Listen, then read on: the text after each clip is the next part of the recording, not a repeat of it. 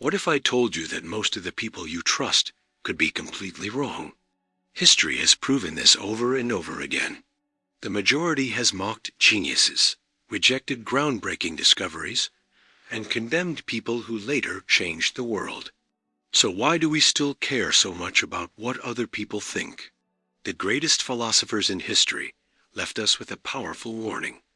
When you spend your life looking for the approval of the crowd, you stop thinking for yourself. And that's exactly when you begin to lose your freedom. In this video, you'll discover why you should never blindly trust the opinion of the majority and how this idea can completely change the way you see your own life. One of the biggest traps in life is believing that if most people think a certain way, then that way must be right. From an early age, we're taught to seek approval. At school, at work, within our families, and even on social media, we learn that being accepted is almost a necessity. But Friedrich Nietzsche asked a question that very few people have had the courage to face. What if the very things that most people believe are right are actually the biggest obstacles to becoming truly extraordinary? Nietzsche called this the herd mentality, a concept found mainly in Beyond Good and Evil and On the Genealogy of Morality.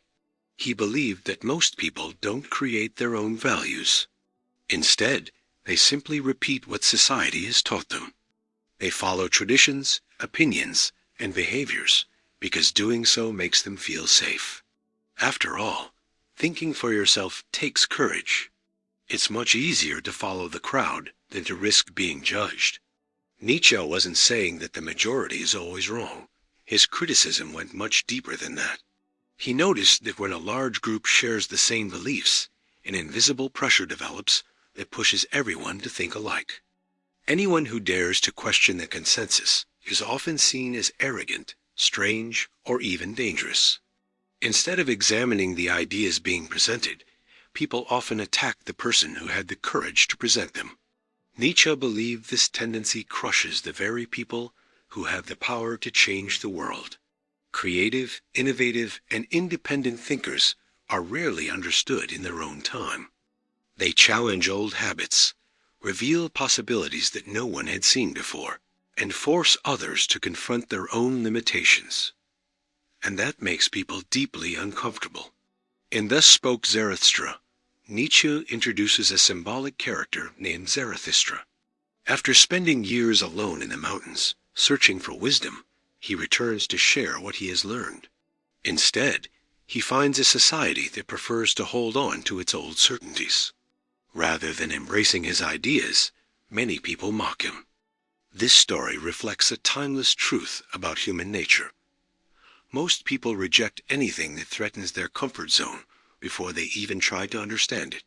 That's because letting go of old beliefs can be painful.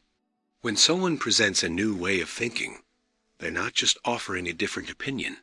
They're often showing that years of deeply held beliefs may have been wrong. Very few people can accept that without resistance. That's why new ideas often face hostility before they spark curiosity. Nietzsche saw this behavior as a result of fear. The herd finds safety in conformity. When everyone thinks the same way, no one has to take full responsibility for making their own decisions. If things go wrong, the blame is shared. But those who choose their own path must also accept the consequences. And that level of responsibility frightens most people. That's why one of the biggest mistakes anyone can make is judging the value of an idea by how many people agree with it. History shows the exact opposite. Many of the discoveries, inventions, and changes that seem obvious today were rejected when they first appeared. Public approval rarely comes before great change. Nietzsche saw a fundamental difference between people who live to please others and those who live to create. Those who constantly depend on other people's approval slowly begin shaping their personalities around everyone else's expectations. Over time, they stop asking themselves what they truly believe and start asking only what will be accepted. Without even realizing it, they trade their authenticity for the comfort of fitting in. This is where the herd mentality becomes most powerful. It doesn't need physical force or strict laws. It only needs people to fear rejection. Once that fear takes over, many give up on their dreams, hide their talents, and keep their opinions to themselves, just to avoid criticism. The prison is no longer outside them, it exists within them. Nietzsche believed that real growth requires breaking free from this cycle. That doesn't mean disagreeing with everything just to stand out. It also doesn't mean ignoring everyone else's opinions. The real point is to learn to think before you agree. Ask yourself whether an idea truly makes sense, or whether you're accepting it simply because everyone around you does. This takes a tremendous amount of self-awareness. Throughout his writings, Nietzsche insists that human beings must constantly overcome themselves. It's not enough to follow ready-made rules or repeat inherited values. You have to examine which principles truly reflect who you are. It's a difficult path because it means giving up comfortable certainties and facing deep questions about yourself. Maybe that's why Nietzsche wrote one of his most famous lines, "Become who you are." At first, it sounds simple, but it carries an enormous challenge. Becoming who you truly are means peeling away the layers of expectations placed on you by society, your family, your friends, and your culture. It means discovering which thoughts are genuinely yours and which ones you've simply inherited. This idea is just as relevant today as it was back then. The pressure of the majority no longer exists only in face-to-face conversations. It also shows up on social media, where likes, shares, and comments create the illusion that popularity determines the value of an idea. Many people stay silent about what they truly believe because they fear criticism or being canceled. Others simply repeat popular opinions to gain approval. The mechanism has changed, but it works exactly the way Nietzsche described more than a century ago. That doesn't mean you should ignore every criticism. Sometimes outside opinions reveal important mistakes and help us grow. The problem begins when the need for acceptance becomes more important than the search for truth. At that point, we stop living according to our own convictions and begin living according to the judgment of the crowd. Nietzsche challenges us to make a difficult but deeply liberating choice. Instead of constantly asking whether other people will approve of our decisions, he encourages us to ask whether we're being honest with ourselves. That shift in perspective completely changes the way we face life. The crowd may offer comfort, but it rarely leads to originality. The people who leave a lasting mark on history almost never begin their journey surrounded by applause. More often than not, they walk alone, face misunderstanding, and endure harsh criticism. Yet they remain faithful to their convictions, because they understand the truth is not determined by how many people believe it. The opinion of the majority may change over time, but the courage to think for yourself remains one of the rarest and most valuable qualities a person can develop. And according to Nietzsche, that courage is the first step toward living a truly free life. Thinking differently is often admired when we look back at history, but it's rarely celebrated in the present. There's a pattern that repeats itself over and over. People who challenge accepted ideas usually face misunderstanding long before they receive any recognition. Arthur Schopenhauer understood this better than almost anyone. Instead of seeing early rejection as proof of failure, he viewed it as an almost unavoidable consequence for anyone who presents a truly new way of seeing the world. Schopenhauer devoted much of his life to philosophy without receiving the recognition he believed his work deserved. His most important book, The World as Will and Representation, published in 1818, was almost completely ignored when it first came out, while other philosophers of his time, especially Georg Wilhelm Friedrich Hegel, filled lecture halls and gained academic prestige, Schopenhauer often found himself speaking to nearly empty rooms with very few readers. At one point, he even scheduled his university lectures at the exact same time as Hegel's, believing that students would naturally find his arguments more convincing. The result was exactly the opposite. Most students chose Hegel, leaving Schopenhauer with almost no audience. That experience deeply shaped the way he viewed human behavior. He believed that most people aren't really searching for the truth. They're looking for what has already been accepted by everyone else. There's a sense of safety in following the crowd, while supporting a new idea means taking the risk of being wrong. That's why people who introduce original ideas often face resistance before they earn admiration. Schopenhauer summed up this pattern with one of the most famous statements associated with his philosophy. All truth passes through 3 stages. First, it is ridiculed. Second, it is violently opposed. Finally, it is accepted as self-evident. Although historians still debate the exact wording of this quote, it perfectly captures a principle that runs throughout his thinking. New ideas are almost never welcomed with open arms. Before they're understood, they're usually met with sarcasm, suspicion, and opposition. This resistance happens because new ideas don't just challenge arguments, they challenge people's identities. When someone has spent their entire life believing in a certain worldview, any opposing idea can feel like a personal threat. Instead of carefully examining the new perspective, many people react emotionally to protect the beliefs they've always held. Schopenhauer saw this behavior through the lens of his famously pessimistic philosophy. In The World as Will and Representation, he argued that human beings are driven by an irrational force he called the will. This will represents our deepest desires, instincts, and motivations. Very often, it speaks louder than reason. That means we don't always reject an idea because it's wrong. Sometimes we reject it simply because it threatens our interests or our psychological comfort. This helps explain why extraordinary people so often face opposition. The problem isn't always the quality of their ideas. It's the difficulty others have in letting go of old certainties. A genius sees possibilities where everyone else sees impossibilities. While most people focus on preserving the present, the genius focuses on building the future. Schopenhauer also believed there was an important difference between ordinary intelligence and genius. In one of his best-known observations, he wrote, "Talent hits a target no one else can hit. Genius hits a target no one else can see." That comparison reveals a great deal about his perspective.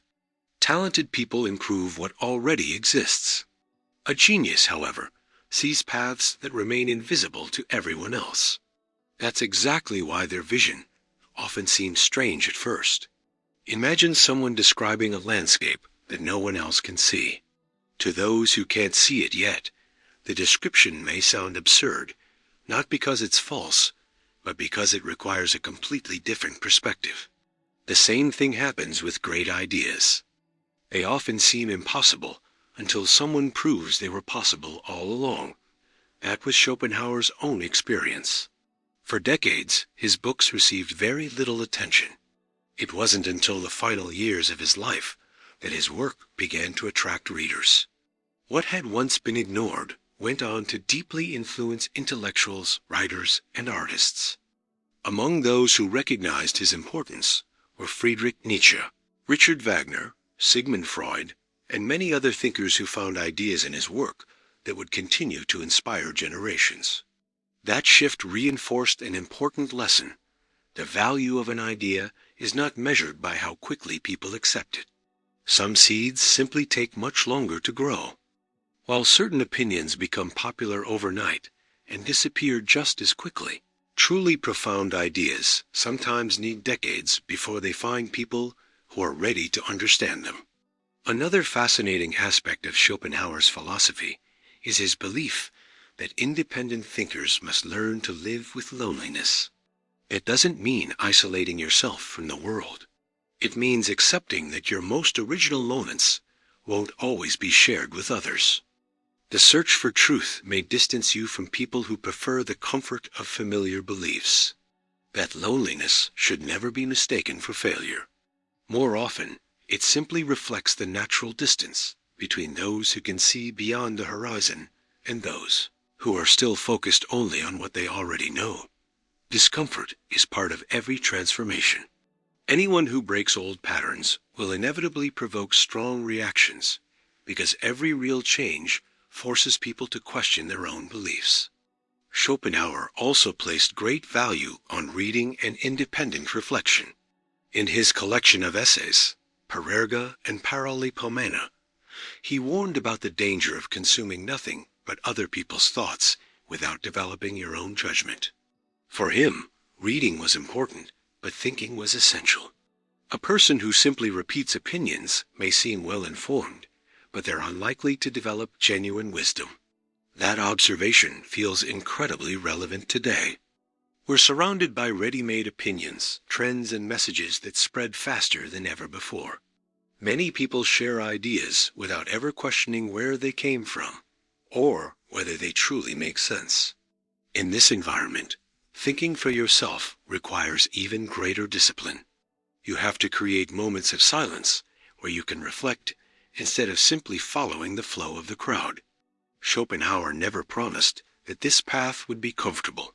Quite the opposite.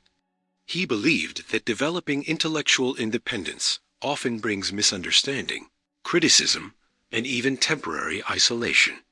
Even so, he argued that this price is far smaller than giving up your ability to think for yourself.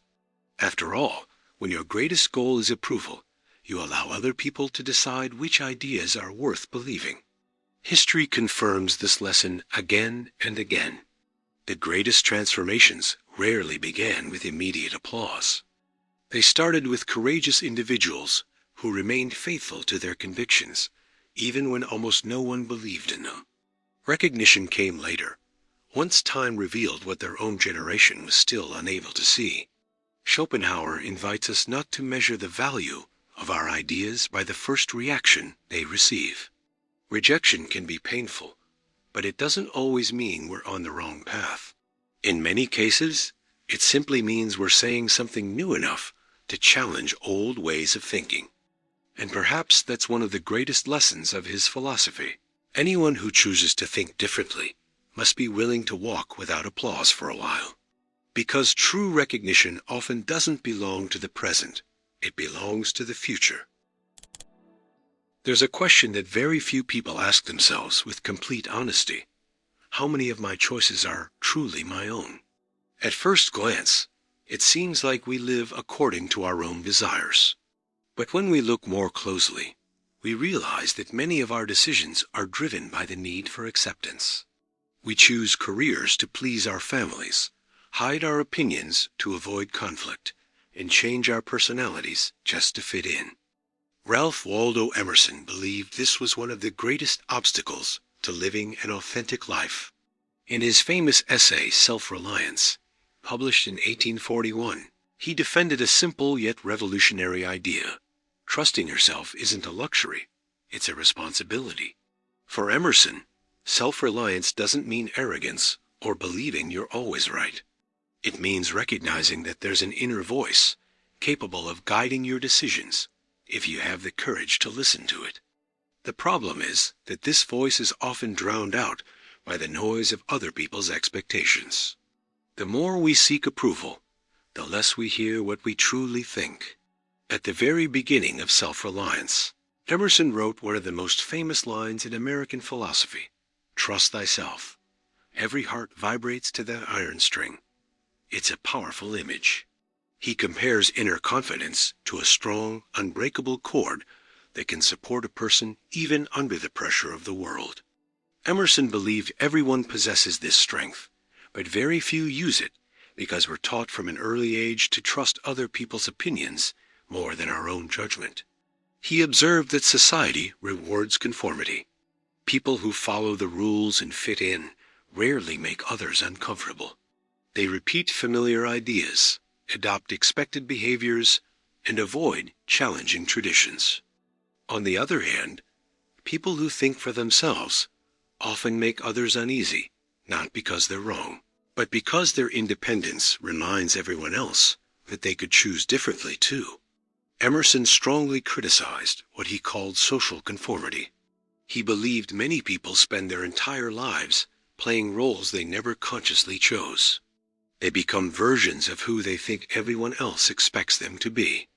Little by little, they stop living a genuine life and begin performing a character created by the need for acceptance. This idea becomes especially clear when Emerson writes, "Imitation is suicide." He wasn't speaking literally. What he meant was that whenever we abandon our true nature to copy someone else, we sacrifice the most valuable thing we have, our individuality. Every human being has unique experiences, talents, and perspectives. When we try to live someone else's life, we give up the very gift we were meant to offer the world. This reflection becomes even more meaningful when we think about how often we seek validation in our daily lives. Many people measure their worth by the amount of praise they receive. When they're approved of, they feel confident. When they're criticized, they begin to doubt themselves. Emerson saw enormous danger in this mindset. The moment you hand your self-worth over to public approval, you place your emotional well-being in other people's hands. The problem is that public opinion is constantly changing. The same people who praise you today may criticize you tomorrow. What's popular now may be considered outdated just a few years later. Building your identity on something that unstable means living in constant insecurity. Emerson believed true stability comes only when we base our confidence on inner principles rather than external applause. Another central idea in self-reliance is having the courage to accept your own contradictions. Emerson challenged the common belief that we must appear perfectly consistent all the time. That's where another of his famous quotes comes from. "A foolish consistency is the hobgoblin of little minds." He wasn't encouraging careless inconsistency. He was criticizing the fear of changing your mind simply to protect your image in front of others. Many people continue defending ideas they no longer believe because they're afraid to admit they've learned something new. Emerson saw this as a kind of prison.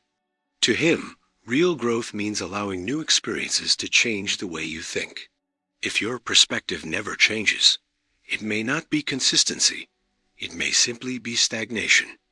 This kind of intellectual independence requires courage because it challenges one of our deepest human needs, the desire to belong.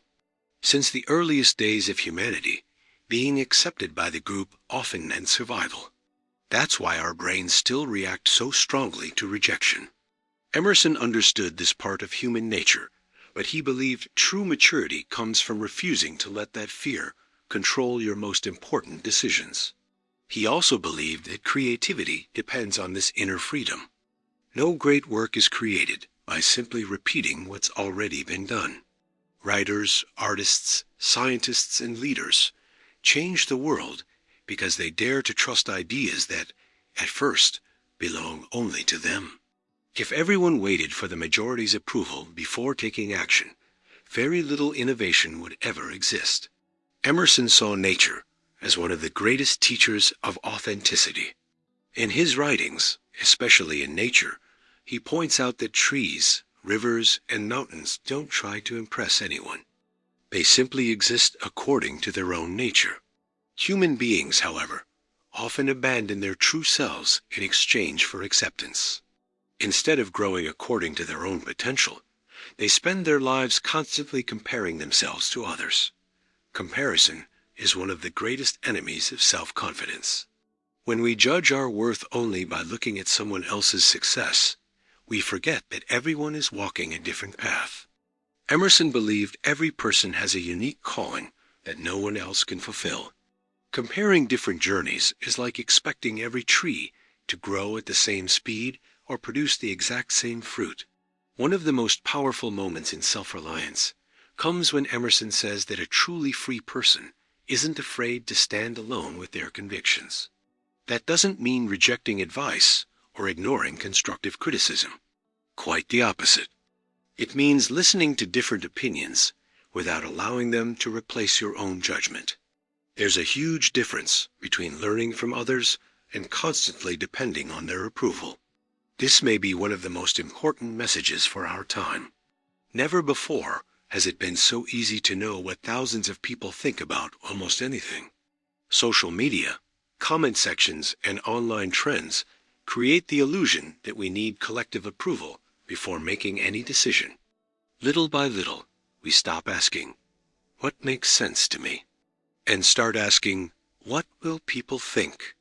Emerson would say, that's the exact moment we begin to lose our freedom. Trusting yourself doesn't eliminate life's challenges. We'll still face doubts, mistakes, and moments of insecurity. The difference is that these struggles are no longer driven by the fear of disapproval. They become part of a path we've chosen consciously.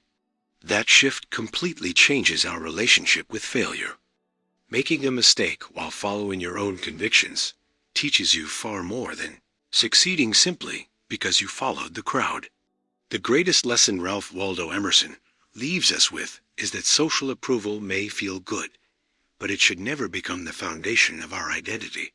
Extraordinary people aren't those who manage to please everyone. They're the ones who remain true to their principles, even when they have to walk alone. Because in the end, the only voice that will be present in every decision you make is your own. Learning to trust that voice may be the greatest act of freedom a human being can ever achieve. We live in a time when recognition seems to have become a basic need. Many people measure their worth by the number of compliments they receive, the number of followers they have, or the approval of the people around them.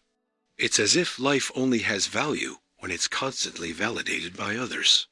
But centuries before the ideas of fame and popularity even existed as we know them today, Laozi was already teaching a completely different way of living.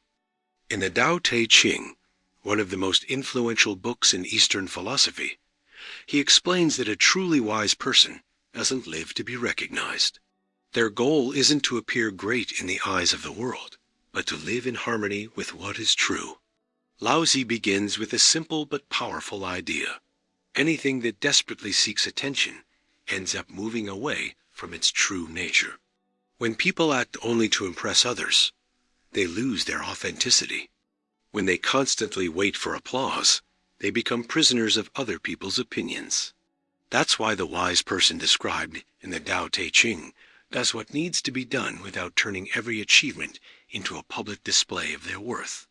They understand that what truly matters doesn't depend on anyone else's approval. This idea appears in one of the best-known passages of the book. Those who show themselves off do not shine. Those who boast accomplish nothing. Those who praise themselves do not endure. Laozi isn't criticizing talent or success. His criticism is aimed at the ego that turns every accomplishment into a constant need for recognition.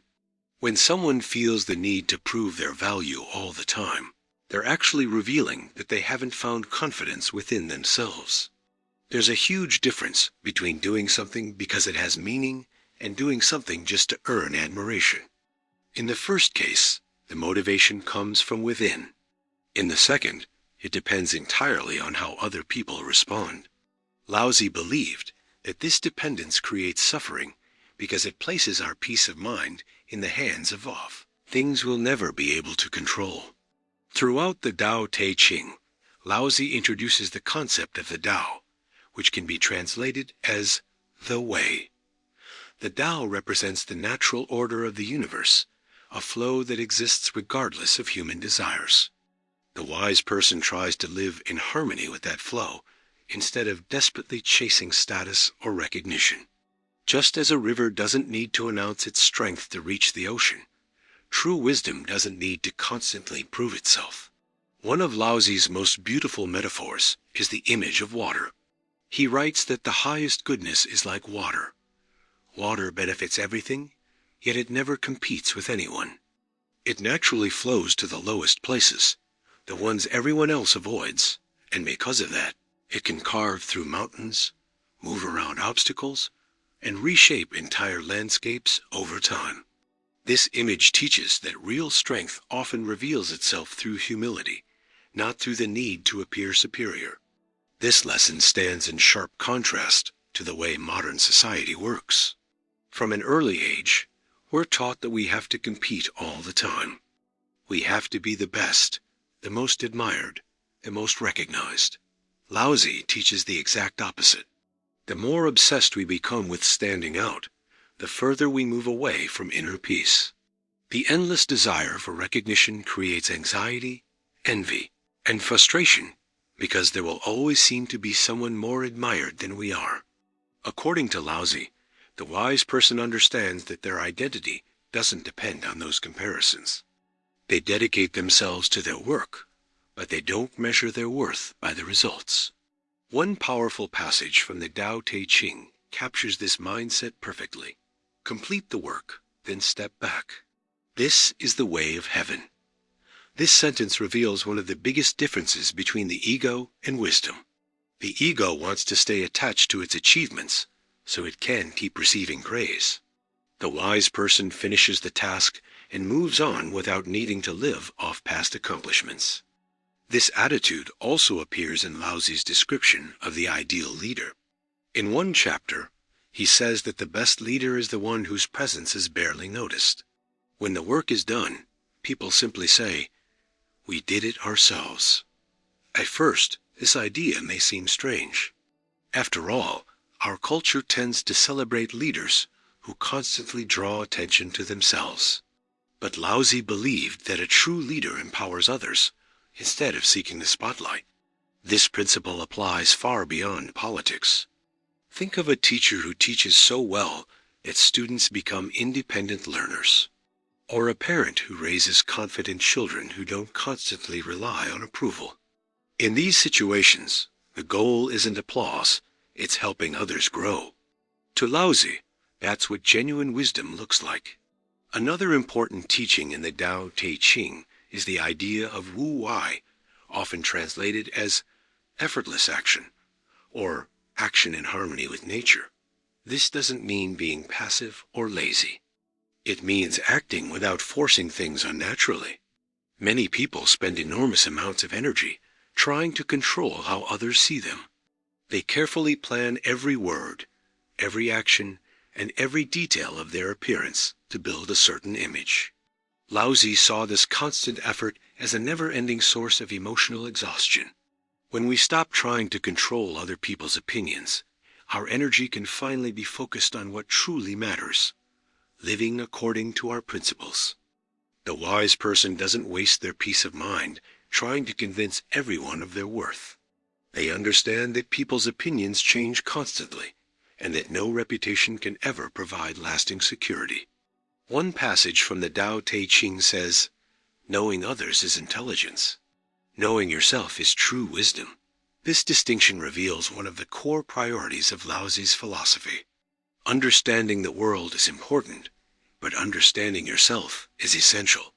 Someone who depends on outside recognition only knows the image that others have of them.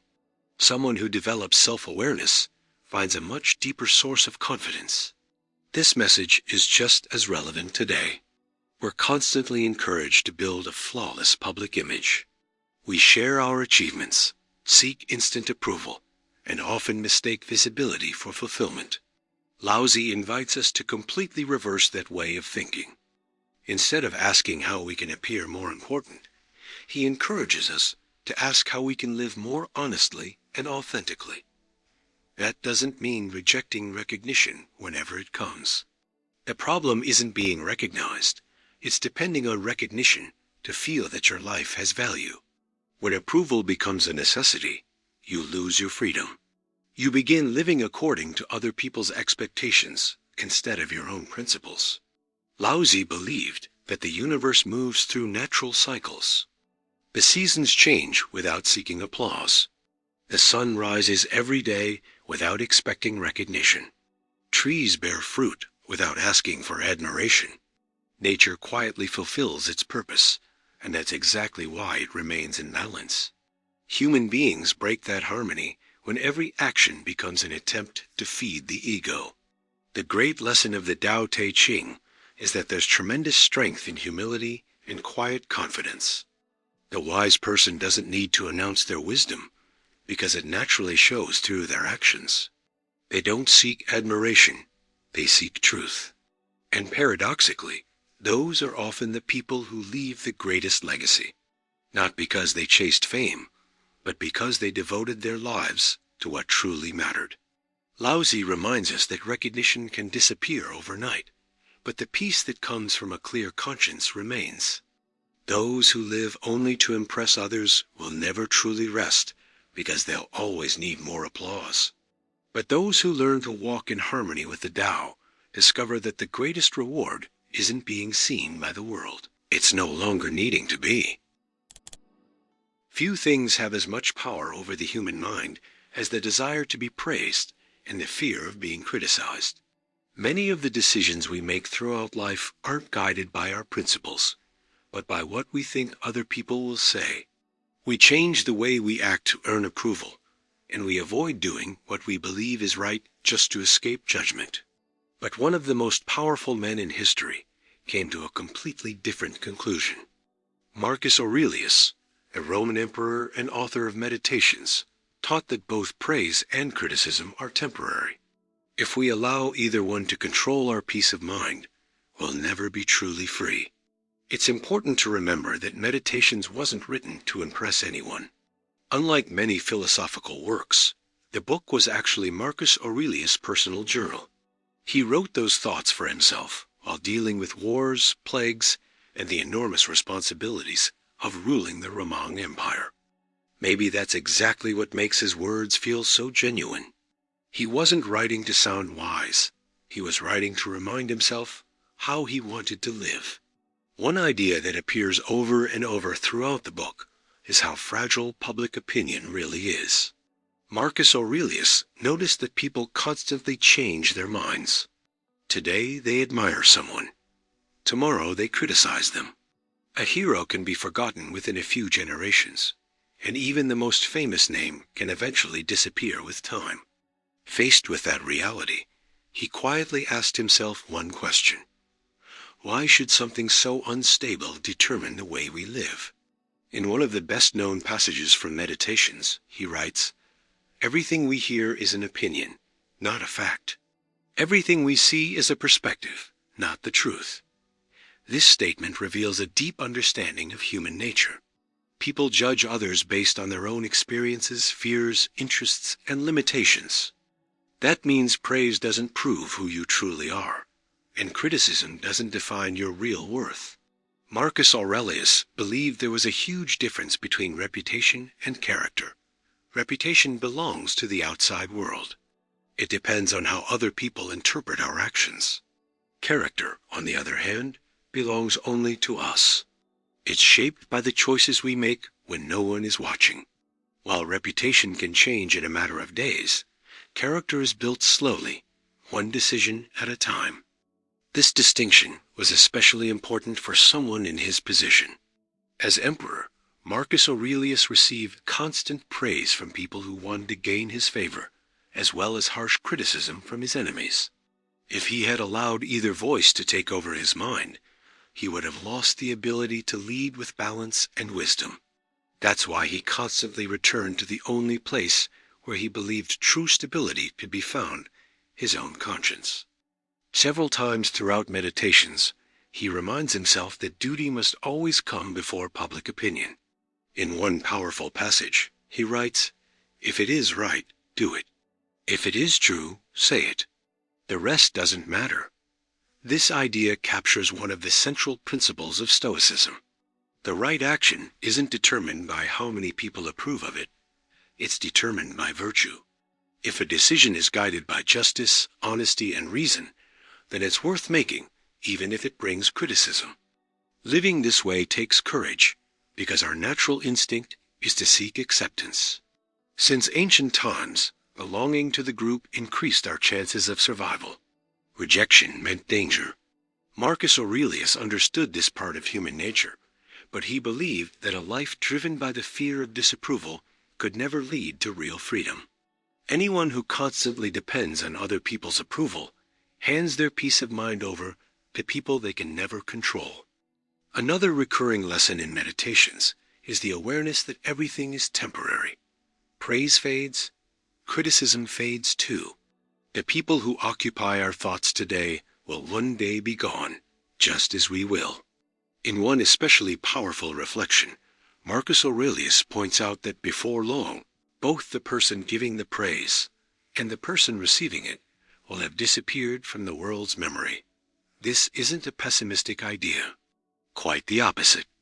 It's meant to free us from giving so much weight to other people's opinions.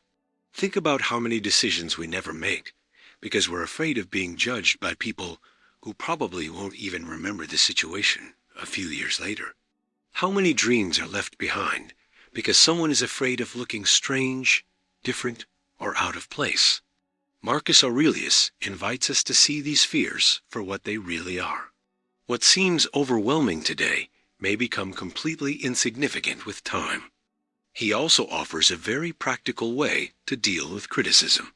Instead of reacting immediately with anger or resentment, he suggests asking whether there's any truth in what's being said. If the criticism is fair, it becomes an opportunity to grow. If it's unfair, then it isn't worth disturbing your peace over. Either way, losing your peace of mind serves no purpose. This ability to separate useful criticism from empty criticism shows remarkable emotional maturity. Many people treat every disagreement as a personal attack. Marcus Aurelius teaches the opposite. Criticism shouldn't be accepted automatically, but it shouldn't be rejected automatically either. It should be examined calmly. Only what helps strengthen our character deserves our attention. The same applies to praise. Marcus Aurelius understood that too much admiration can be just as dangerous as too much criticism. People who believe every compliment they receive risk becoming prideful and losing touch with reality. That's why he encouraged staying humble even when recognition comes. What matters isn't what people say about you. It's what you actually do. One passage in Meditations illustrates this idea beautifully. Marcus Aurelius compares human beings to a grapevine that produces grapes. After bearing fruit, the vine doesn't demand applause or recognition. It simply continues fulfilling its nature. In the same way, we should do good because it's the right thing to do, not because we're expecting praise in return.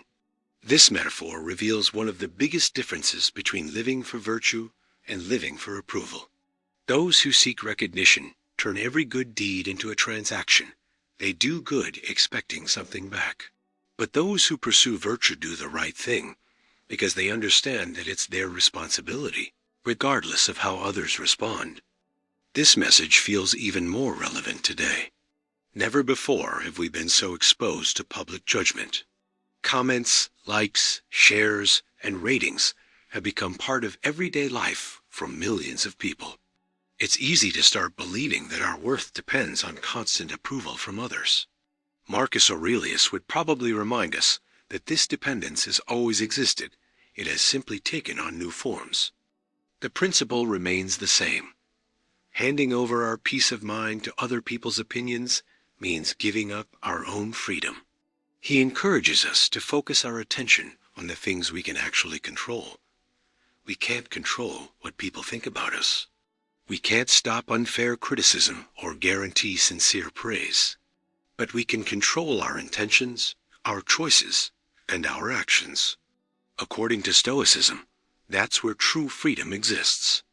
At the end of his reflections, Marcus Aurelius leaves us with a lesson that remains just as powerful nearly 2,000 years later. Life becomes much lighter when we stop measuring our worth by praise or criticism. Recognition may feel good, and disapproval may be uncomfortable, but neither one should define who we are. Character isn't built by the opinions of the crowd. It is built through loyalty to our own principles. Those who understand this discover a kind of freedom that no amount of praise can give and no criticism can ever take away. Before we begin, think for a moment about a scene that has repeated itself throughout history. Someone dares to ask a question that no one else has the courage to ask. Instead of sparking curiosity, that person makes people uncomfortable. Instead of being heard, they're ridiculed. This pattern has existed for centuries and appears again and again in the lives of great thinkers. Carl Gustav Jung observed that anyone who chooses to think for themselves inevitably challenges the psychological structure of the group. And when that happens, the group's natural reaction is often resistance. Not because the truth is dangerous in itself, but because it threatens the beliefs that make people feel safe. Jung devoted much of his work to understanding the invisible forces that shape the human mind. In books like The Archetypes and the Collective Unconscious, and The Ego and the Unconscious, he explains that every society is driven by a powerful need, the need to belong.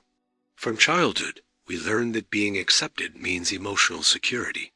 We're praised when we behave as expected and criticized when we step outside the norm. Little by little, many people stop asking themselves what they truly think and focus only on what they're supposed to think. The cost of that adaptation is quiet, but profound, the gradual loss of their own identity. Jung called attention to one of the key concepts in his psychology, the persona. The persona is the social mask we wear to be accepted by others. It's not necessarily a bad thing. We all play different roles within our families, at work, and in society. The problem begins when the mask becomes more important than the person behind it. At that point, people stop living according to their own truth and begin performing a character shaped by other people's expectations. Eventually, they can no longer tell which desires truly belong to them and which were simply inherited from the environment around them. That's exactly why people who choose to think independently often make others uncomfortable. Simply existing as someone who follows their own path becomes an uncomfortable mirror for those who have never questioned their own choices. In many cases, criticism directed at independent thinkers doesn't come from intellectual superiority. It comes from the unconscious fear of confronting one's own life. Jung famously said, "Everything that irritates us about others can lead us to a better understanding of ourselves." This statement reveals a profound truth. We often attack in others the very things we haven't yet had the courage to face within ourselves. History offers countless examples of this pattern. Think about the people who challenged the accepted beliefs of their time. Before they were recognized, nearly all of them faced rejection, isolation, or ridicule. Jung believed this happens because human groups naturally protect their psychological stability. A new idea doesn't just challenge opinions, it challenges entire identities built over many years. Changing your mind requires admitting that you may have been wrong, and few things are more difficult for the human ego than accepting that reality. Another central concept in Jung's work helps explain this dynamic, the shadow. In IN and many of his seminars, Jung describes the shadow as the collection of traits we refuse to acknowledge within ourselves. It includes fears, desires, weaknesses, and impulses we'd rather keep hidden. The problem is that whatever we fail to recognize in ourselves is often projected onto others. As a result, someone who thinks independently may be labeled arrogant, strange, or even dangerous, when in reality, they're simply bringing out qualities that others are trying to deny within themselves. In many cases, rejection says far less about the person being criticized than it does about the person doing the criticizing. This collective pressure creates an environment where conformity feels safer than authenticity. After all, following the crowd brings immediate rewards, acceptance, belonging, and fewer conflicts. But Jung warned that peace achieved at the cost of your individuality is never genuine. The more a person ignores their inner nature, the deeper their psychological emptiness becomes. They may gain recognition from the outside world, yet still carry the unsettling feeling that they're living someone else's life. This is where Jung introduces one of his most important ideas, the process of individuation. This may be the very heart of his psychological philosophy. Individuation means becoming who you truly are. It isn't about being different, simply for the sake of rebellion. It's about integrating every part of your personality and building a conscious identity.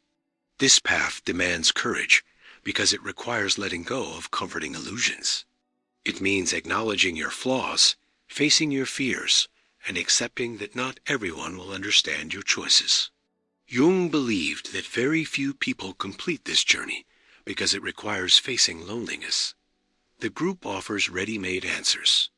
Individuation demands difficult questions. The group provides a borrowed identity. Individuation requires building your own. While the crowd looks for safety and repetition, the conscious individual learns to live with uncertainty.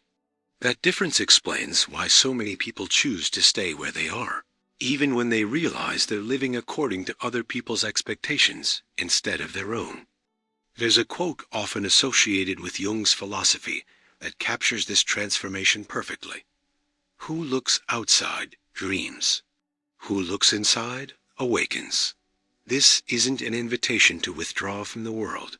It's an invitation to know yourself. It reminds us that no amount of outside approval can replace genuine self-understanding. As long as we seek nothing but validation, we'll remain dependent on other people's opinions. But when we begin looking inward, we discover a much more stable source of direction. Interestingly, the further someone progresses on this journey of self-discovery, the less they feel the need to convince others.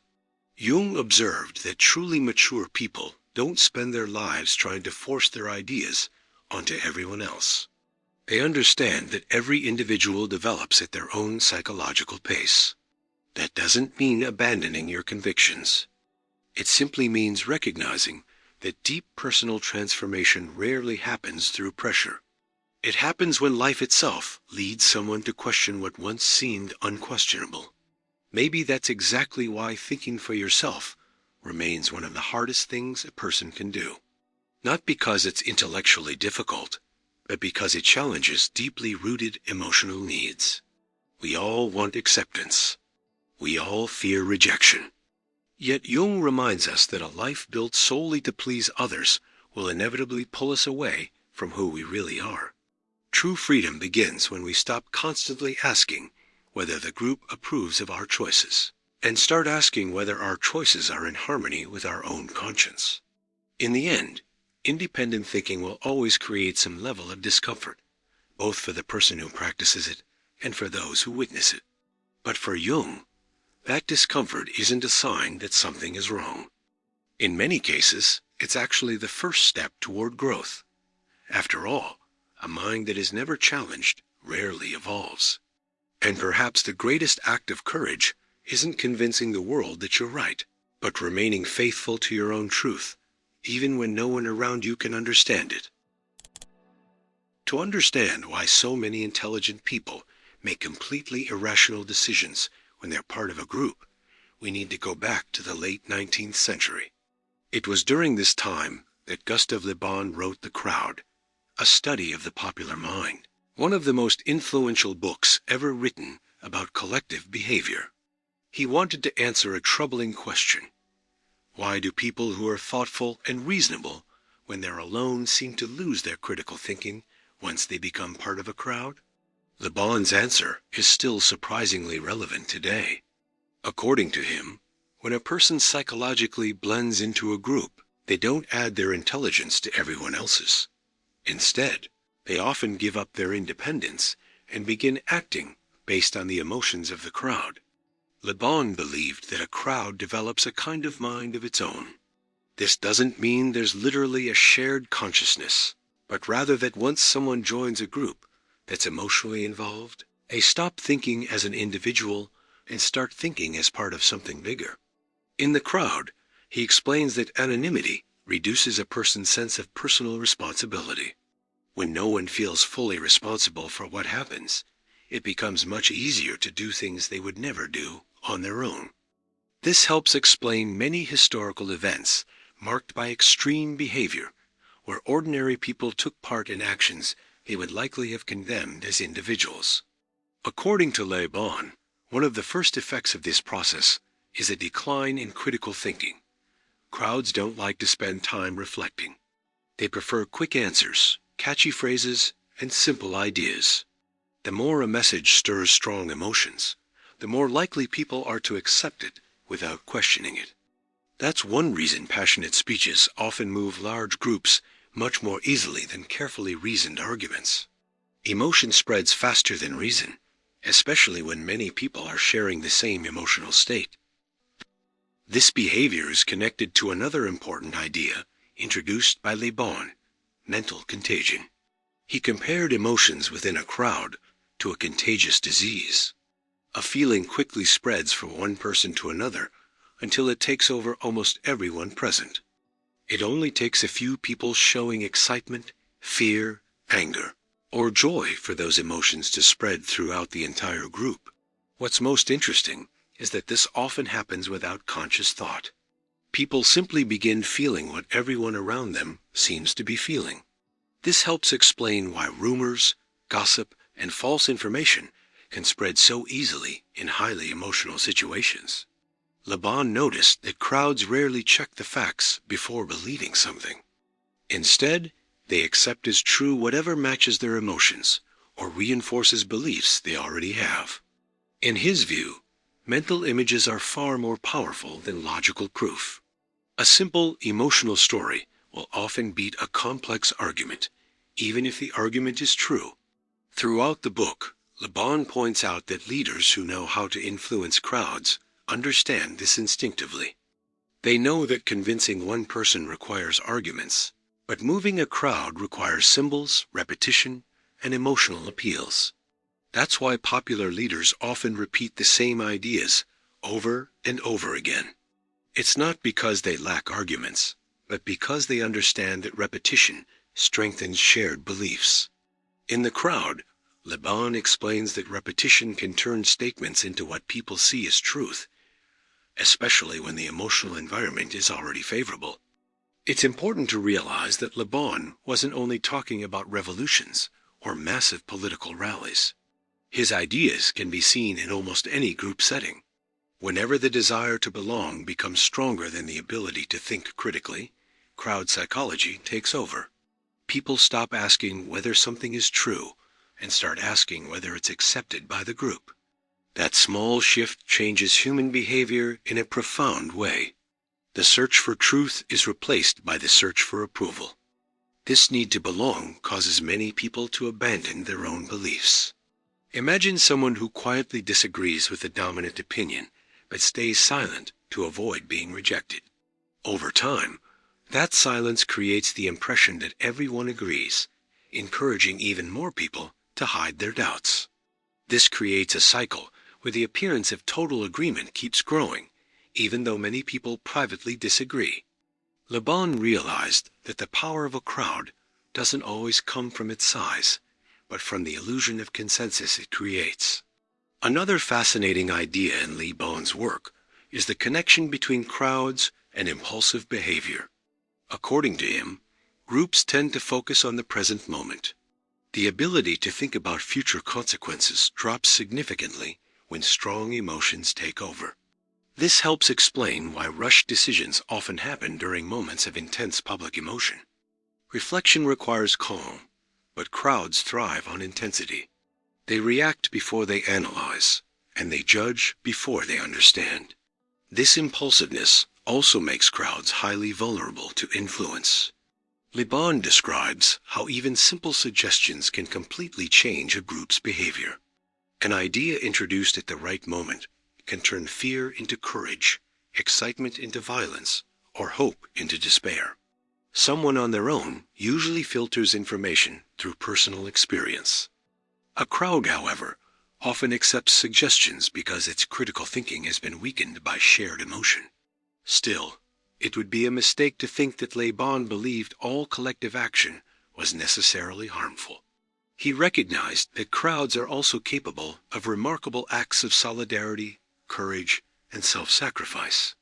People united by a noble purpose can accomplish extraordinary things. The problem begins when emotion completely replaces reason. In that situation, both good and bad intentions become dangerous because they are no longer balanced by critical thinking. These ideas remain incredibly relevant today. Even though Le Bon wrote long before the digital age, his principles help explain many modern-day phenomena. Today, a crowd doesn't have to gather in a public square to act collectively. Millions of people can instantly share emotions, opinions, and reactions through social media. The emotional contagion described in the crowd now spreads much faster than it did in the 19th century. Outrage, excitement, or fear can spread in a matter of minutes, often before the facts have been carefully verified. That's exactly why protecting our intellectual independence has become even more important. Le Bon wasn't telling readers to distrust everyone. He was warning us to be careful about how easily our own minds can be influenced when we're desperate to belong. True independence begins when we develop the habit of stopping the pull of the crowd and asking simple questions. Is this really true? Do I believe this because I've looked at the facts, or just because everyone around me believes it? Individual intelligence doesn't disappear because people lack the ability to think. It disappears because they stop being aware of what's happening. Whenever we let the group think for us, we give up the very thing that makes us truly human, the ability to reflect, question, and choose responsibly. A crowd can offer comfort, a sense of belonging, and emotional strength, but only independent thinking can protect our inner freedom. And as Le Bon reminds us, that freedom requires the courage to stay aware, precisely when everyone else seems to have stopped thinking.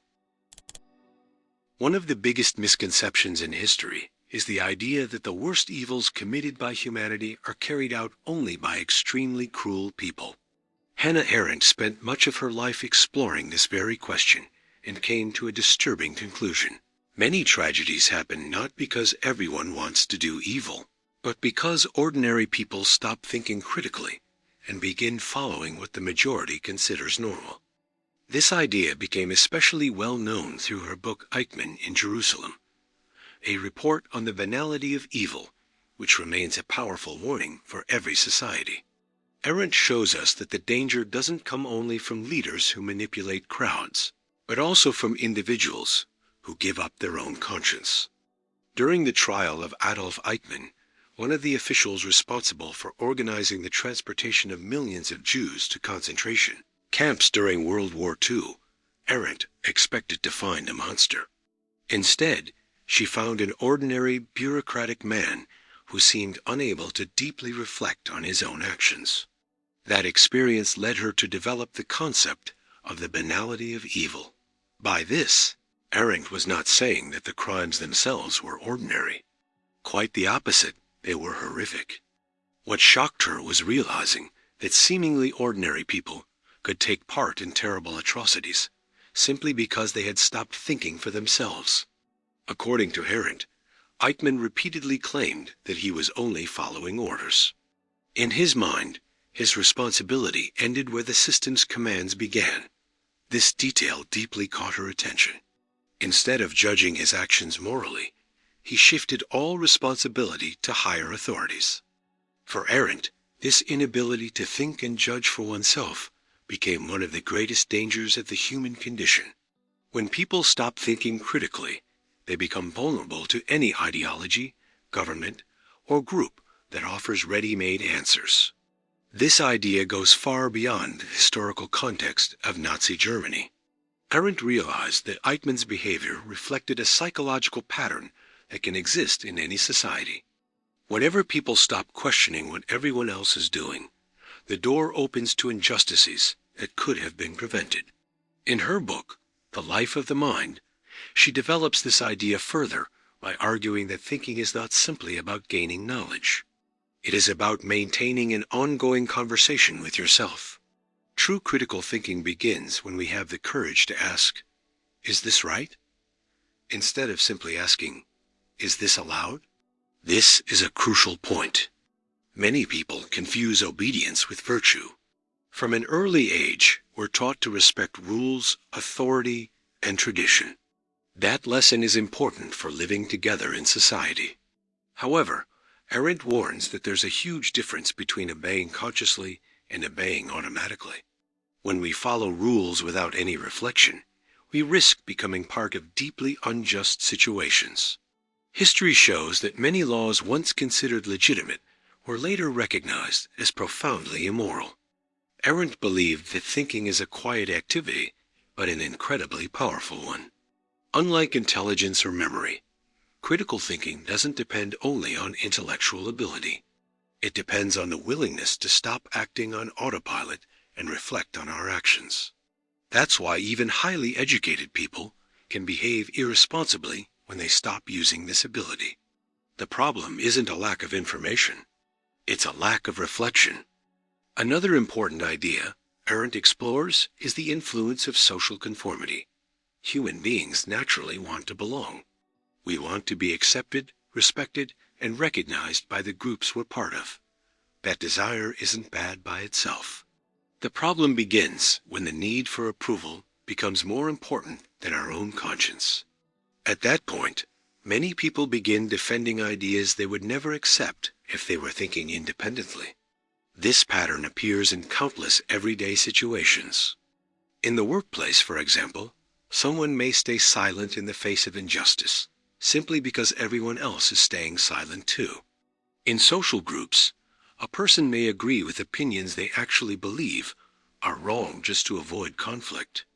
Little by little, the habit of not questioning anything becomes part of who they are. Arendt saw this as a silent danger because the absence of critical thinking rarely triggers immediate alarm. It grows slowly until the ability to judge seems to disappear completely. In The Origins of Totalitarianism, Arendt shows how authoritarian regimes take advantage of this very human weakness.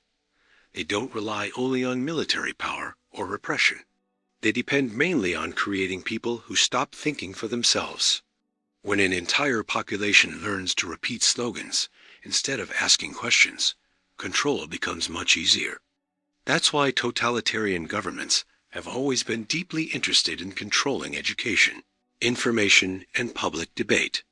Independent thinking is a threat to any system built on blind obedience. There is a quote often associated with Hannah Arendt's ideas that captures her concern well. The greatest evil in the world is the evil committed by ordinary people who refuse to be persons. This doesn't mean giving up our humanity. It means giving up what makes us fully human, the ability to judge our actions morally. Whenever we let someone else think for us, we give up one of the greatest responsibilities we have. At the same time, Arendt did not advocate constant rebellion or automatically rejecting the majority. Her goal was never to encourage empty individualism or opposition for the sake of pride. Critical thinking requires exactly the opposite: the humility to admit when we're wrong and the courage to disagree when our conscience points us in a different direction. Thinking for yourself doesn't mean believing you're always right.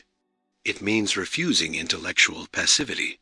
This distinction is essential because many people believe that thinking critically simply means doubting everything. Arendt shows that genuine thought grows through dialogue, careful analysis, and a willingness to understand different perspectives before reaching a conclusion.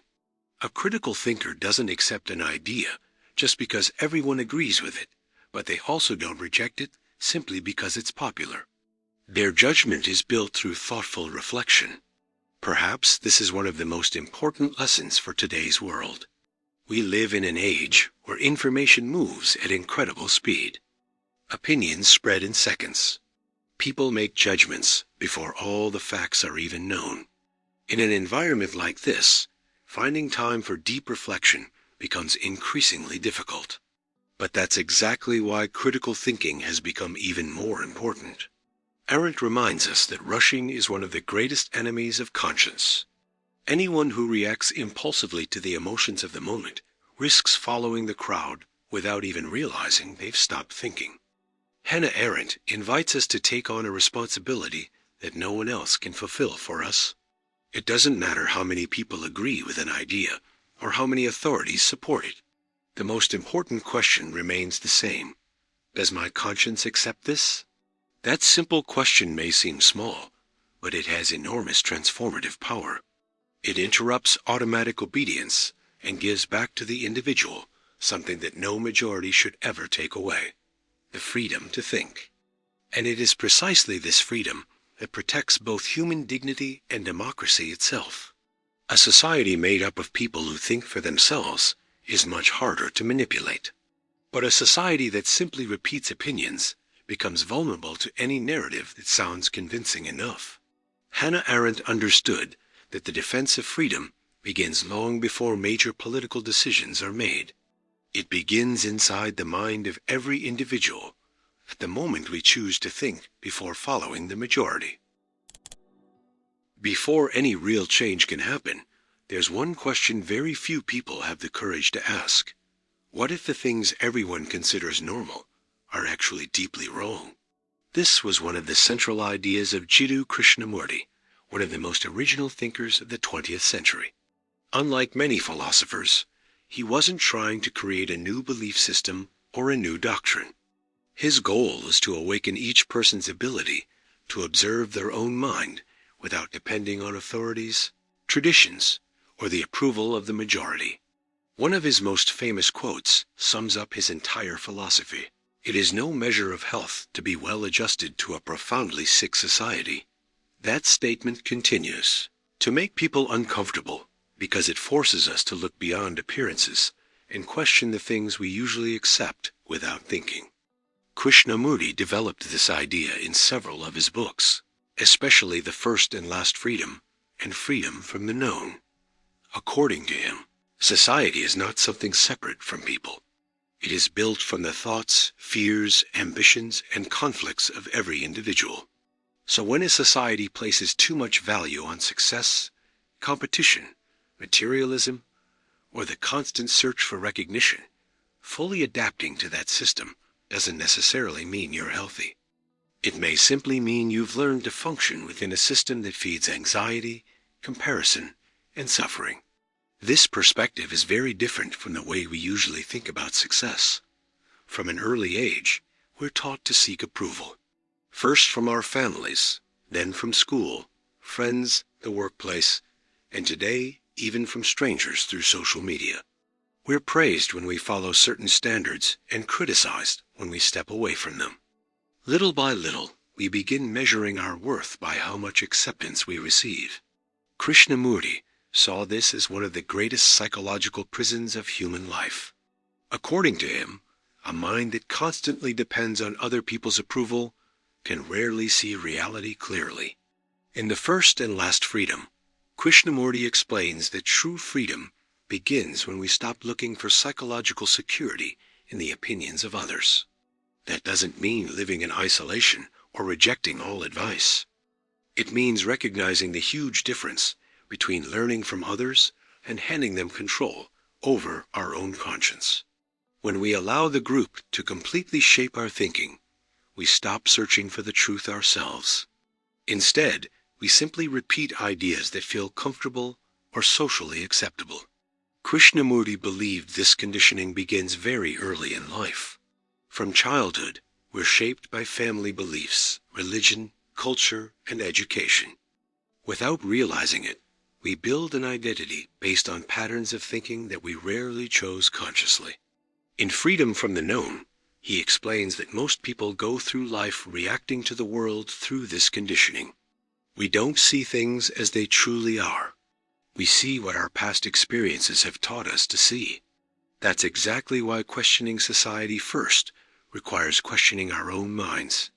One of Krishnamurti's greatest contributions was showing that the most important revolution doesn't happen in governments or institutions. It happens inside each individual.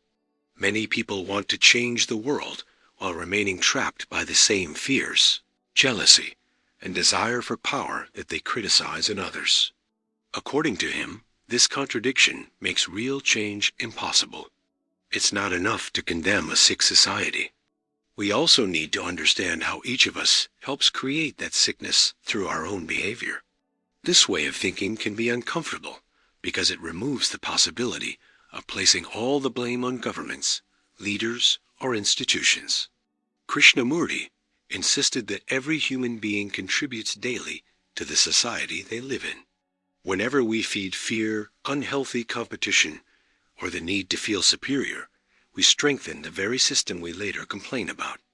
On the other hand, whenever we develop awareness, compassion, and clarity, we quietly begin changing the world around us.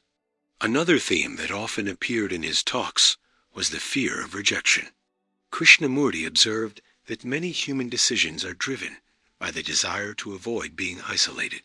We're afraid to think differently, ask uncomfortable questions, or admit our doubts because we're afraid of losing the group's approval.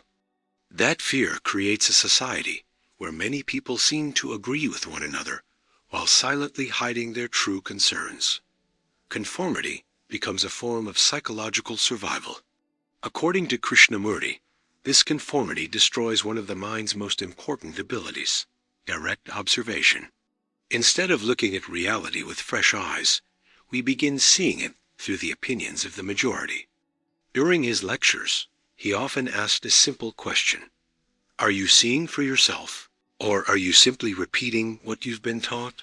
That question captures the heart of his teaching. As long as we depend on other people's interpretations, we'll never truly understand our own minds. Throughout Freedom from the Known, Krishnamurti explains that understanding doesn't come from collecting more knowledge. It comes from conscious observation. Knowledge is essential for dealing with the practical side of life, but understanding yourself requires something different. It requires paying close attention to how your own mind works. It means observing your thoughts, emotions, fears, and desires without running away from them or trying to justify them immediately. Only this kind of deep observation can break the conditioning that keeps us trapped in collective patterns. One interesting thing about Krishnamurti's philosophy is that he never suggested replacing one ideology with another. He deeply distrusted any system that claimed to have all the answers.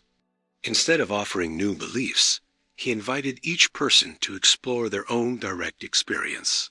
For him, truth cannot simply be handed to you. It has to be discovered by a mind that is free from prejudice, fear, and psychological dependence. That's why he repeatedly said that no spiritual authority could lead someone to freedom. This way of thinking also completely changes how we understand social approval. Instead of constantly asking whether other people approve of our choices, Krishnamurti encourages us to ask whether those choices come from awareness or simply from conditioning.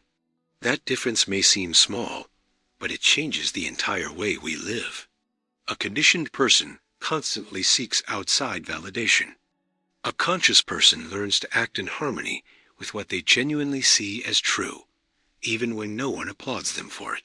However, this independence does not mean arrogance.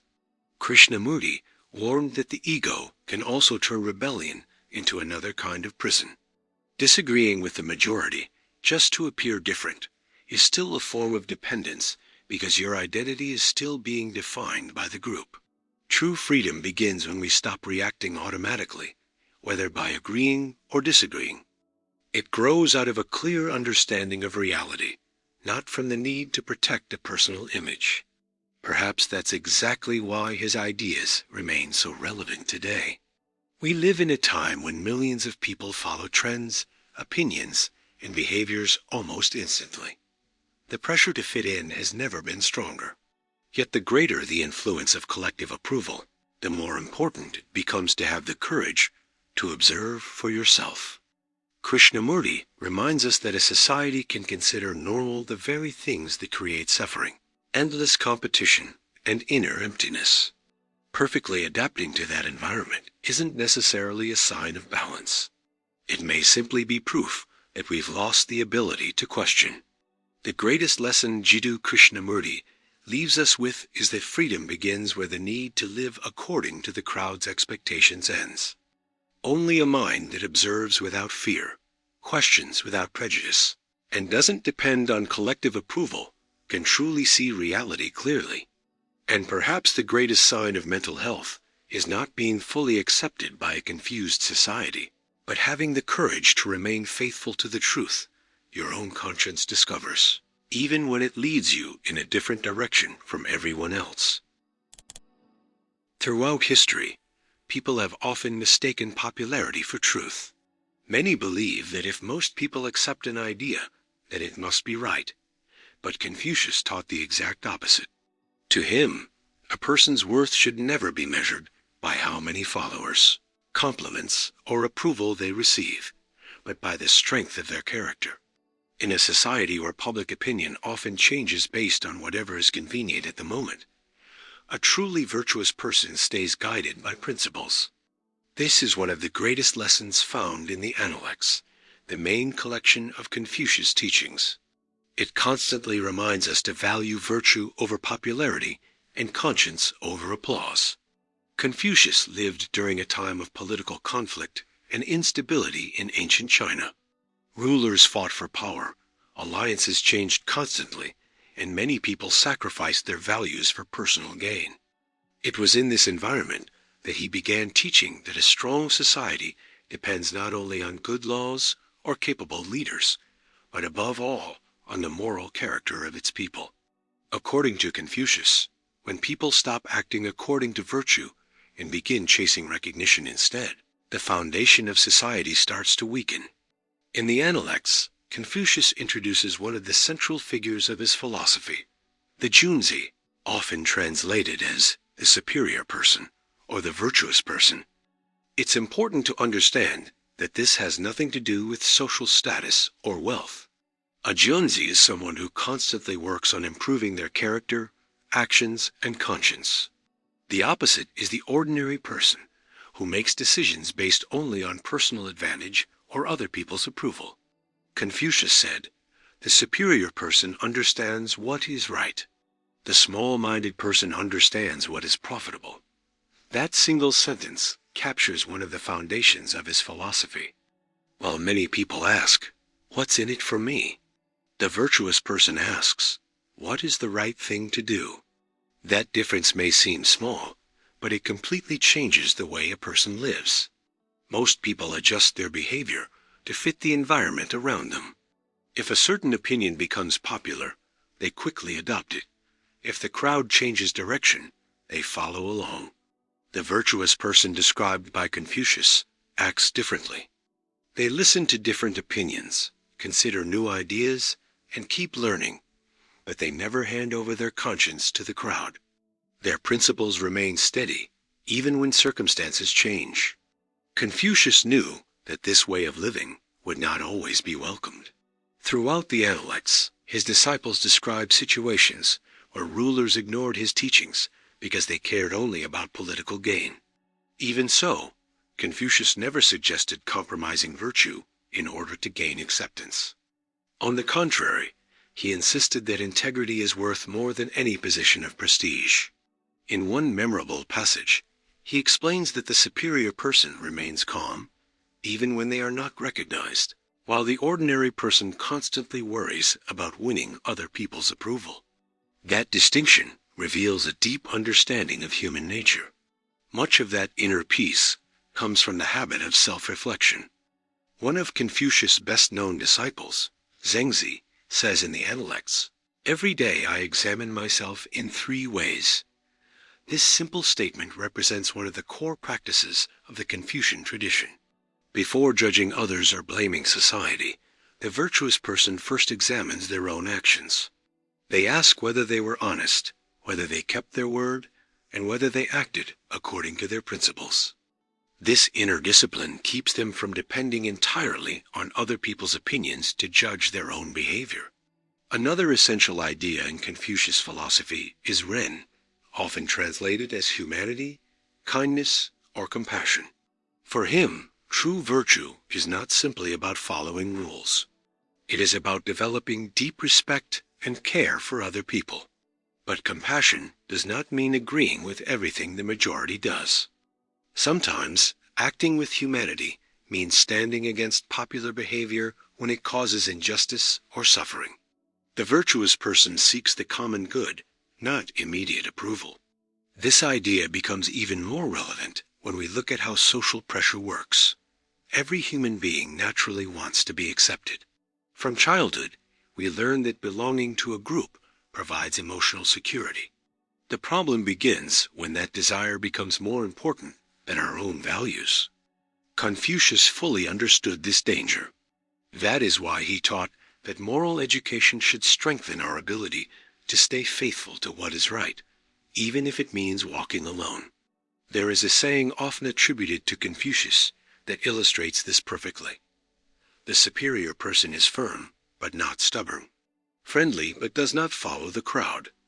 This reminds us that virtue does not mean isolation or intellectual pride. A virtuous person gets along with others, listens to different viewpoints, and treats everyone with respect. But they do not abandon their principles just to avoid criticism or gain popularity. Their inner stability is worth more than temporary approval. Throughout the Analects, we find many conversations that reinforce this lesson. Confucius repeatedly tells his disciples that the true purpose of learning is not to impress other people, but to transform one's character. Knowledge without virtue can become dangerous. A person may master many subjects and still behave selfishly, dishonestly, or opportunistically. That is why Confucius believed education should first develop people of integrity before creating experts. This concern is just as relevant today. We live in a time when popularity often seems more important than honesty. People are frequently judged by the number of followers, likes, or compliments they receive. In that environment, it's easy to believe that whatever pleases the majority must automatically be right. Confucius reminds us that this way of thinking can be deeply misleading. Public opinion changes quickly, but virtue remains a steady guide when we face difficult decisions. Another important lesson appears in Confucius' teachings on leadership. He believed that a virtuous leader influences others far more through example than through force or strict rules. In the Analects, he explains that when a leader acts with integrity, their behavior naturally inspires those around them. This idea also applies to everyday life. Truly virtuous people do not need to persuade everyone through grand speeches. The consistency between their words and their actions becomes their greatest source of influence. This highlights the key difference between popularity and respect. Popularity depends on people's temporary approval. Respect grows from consistent character. Someone may be admired by millions today and forgotten tomorrow. Integrity, however, remains even when it goes unnoticed. Confucius believed that the virtuous person understands this difference and therefore never builds their identity on changing public opinion. Perhaps Confucius' greatest lesson is that real strength does not come from convincing the crowd, but from mastering yourself. Before changing society, you must first develop discipline, honesty, humility, and compassion within your own heart. As these qualities become part of everyday life, the constant need for approval begins to fade. You stop acting to please others and begin acting because you recognize the value of doing what is right. Confucius teaches us that following the crowd may be comfortable, but it rarely leads to moral excellence. The virtuous person chooses a more difficult path, but one that is far more solid. They understand that public opinion changes with time, personal interests, and circumstances, while virtue remains a lasting compass. In a society often driven by appearances and the endless search for recognition, his teachings continue to remind us that the true value of a life is never determined by popularity, but by the character we build along the way. We live in a time when everyone seems to feel the need to have an opinion about everything. The speed of information pushes us to respond immediately, comment before we understand, and judge before we observe. In this environment, silence is often mistaken for weakness, indecision, or a lack of knowledge. But for Dogen Zenji, the founder of the Soto Zen school in Japan and the author of the monumental Shobogenzo, the treasury of the true Dharma eye, silence meant something completely different. It was not the absence of thought, but the sign of a mind that had learned to see beyond the noise of opinions. According to Dogen, the people who truly understand reality feel less and less need to prove that they are right. Throughout the Shobogenzo, Dogen teaches that the greatest obstacle to seeing the truth is not a lack of intelligence, but an excessive attachment to ideas. The human mind likes to label everything as right or wrong, good or bad, success or failure. We create concepts to organize the world, but then we start believing those concepts are the world itself. Dogen warns that when we become too attached to our opinions, we stop experiencing reality directly. Instead, we begin living inside our interpretations rather than within the experience itself. This idea appears repeatedly in chapters such as Jingzhu Quan, one of the most important sections of the Shobogenzo. There, Dogen writes, "To study the way is to study yourself. To study yourself is to forget yourself." At first, this sounds contradictory. How can someone truly know themselves by forgetting themselves? What Dogen means is that much of what we call the self is made up of opinions, memories, fears, and expectations. As long as we remain attached to that mental construction, we see everything through the filter of the ego. Only when that attachment begins to fade can we start seeing reality more clearly. That is exactly why Dogen valued silence so deeply. But he was not talking only about external silence. A person can remain quiet while their mind is racing with endless thoughts. The silence Dogen describes is an inner silence. It is the moment when we stop arguing in our minds with everything happening around us. Instead of reacting automatically to every situation, we learn to observe. And it is through that observation that a much deeper understanding emerges, one that no rushed opinion could ever provide. Dogen devoted much of his life to teaching the practice of Zazen, or seated meditation. In several chapters of the Shobogenzo, especially Bendua, he explains that meditation is not a tool for reaching enlightenment someday in the future. The practice itself is already the expression of enlightenment. This teaching challenges the human tendency to turn everything into another goal to achieve. For Dogen, simply being present, quiet, and fully aware is already a complete expression of wisdom. There is no need to constantly seek intellectual recognition or the approval of others. This perspective also changes the way we relate to other people's opinions. Most people live emotionally dependent on outside judgment. A compliment brings excitement. Criticism brings suffering. Dogen explains that this cycle exists because we build our identity around other people's reactions. When someone praises our ideas, we feel validated. When someone disagrees with us, we feel that our identity is under attack. Inner silence breaks this cycle because it teaches us not to depend on constant external validation. Another important teaching appears when Dogen discusses impermanence. Throughout the Shobogenzo, he reminds us that everything is constantly changing. Thoughts change. Emotions pass. Opinions evolve. Even what seems absolutely certain today may prove incomplete tomorrow. If everything is temporary, why do we cling so tightly to our own certainty? According to Dogen, this attachment creates unnecessary suffering. The harder we insist on defending our opinions as absolute truth, the harder it becomes to learn something new. This intellectual humility does not mean giving up good judgment. Quite the opposite. Dogen never taught that every idea has the same value. What he taught is that before defending any position, we should first learn to observe reality deeply. Many times, we believe we are searching for the truth when we are really just trying to win an argument. The ego wants to be right. Wisdom wants to understand. That single difference completely changes the way we relate to other people. There is a well-known story in the Zen tradition that captures this idea, even though it is not directly found in the Shobogenzo. A student visits a Zen master, carrying countless questions and opinions. The master begins pouring tea into the student's cup, but keeps pouring even after the cup overflows. The student protests, saying the cup is already full. The master replies that the student's mind is just as full to receive any new teaching. This story perfectly illustrates what Dogen tries to show throughout his work.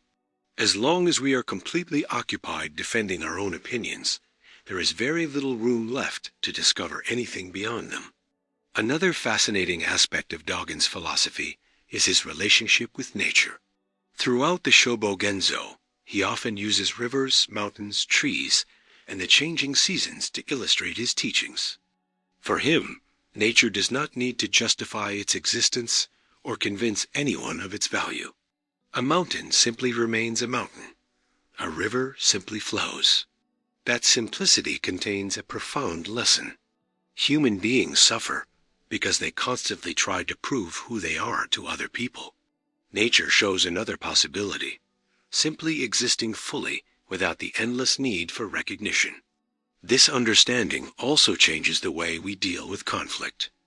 Instead of responding immediately to every insult or provocation, Dogen encourages us to create a space of silence between the event and our reaction. That brief pause allows awareness to replace impulse.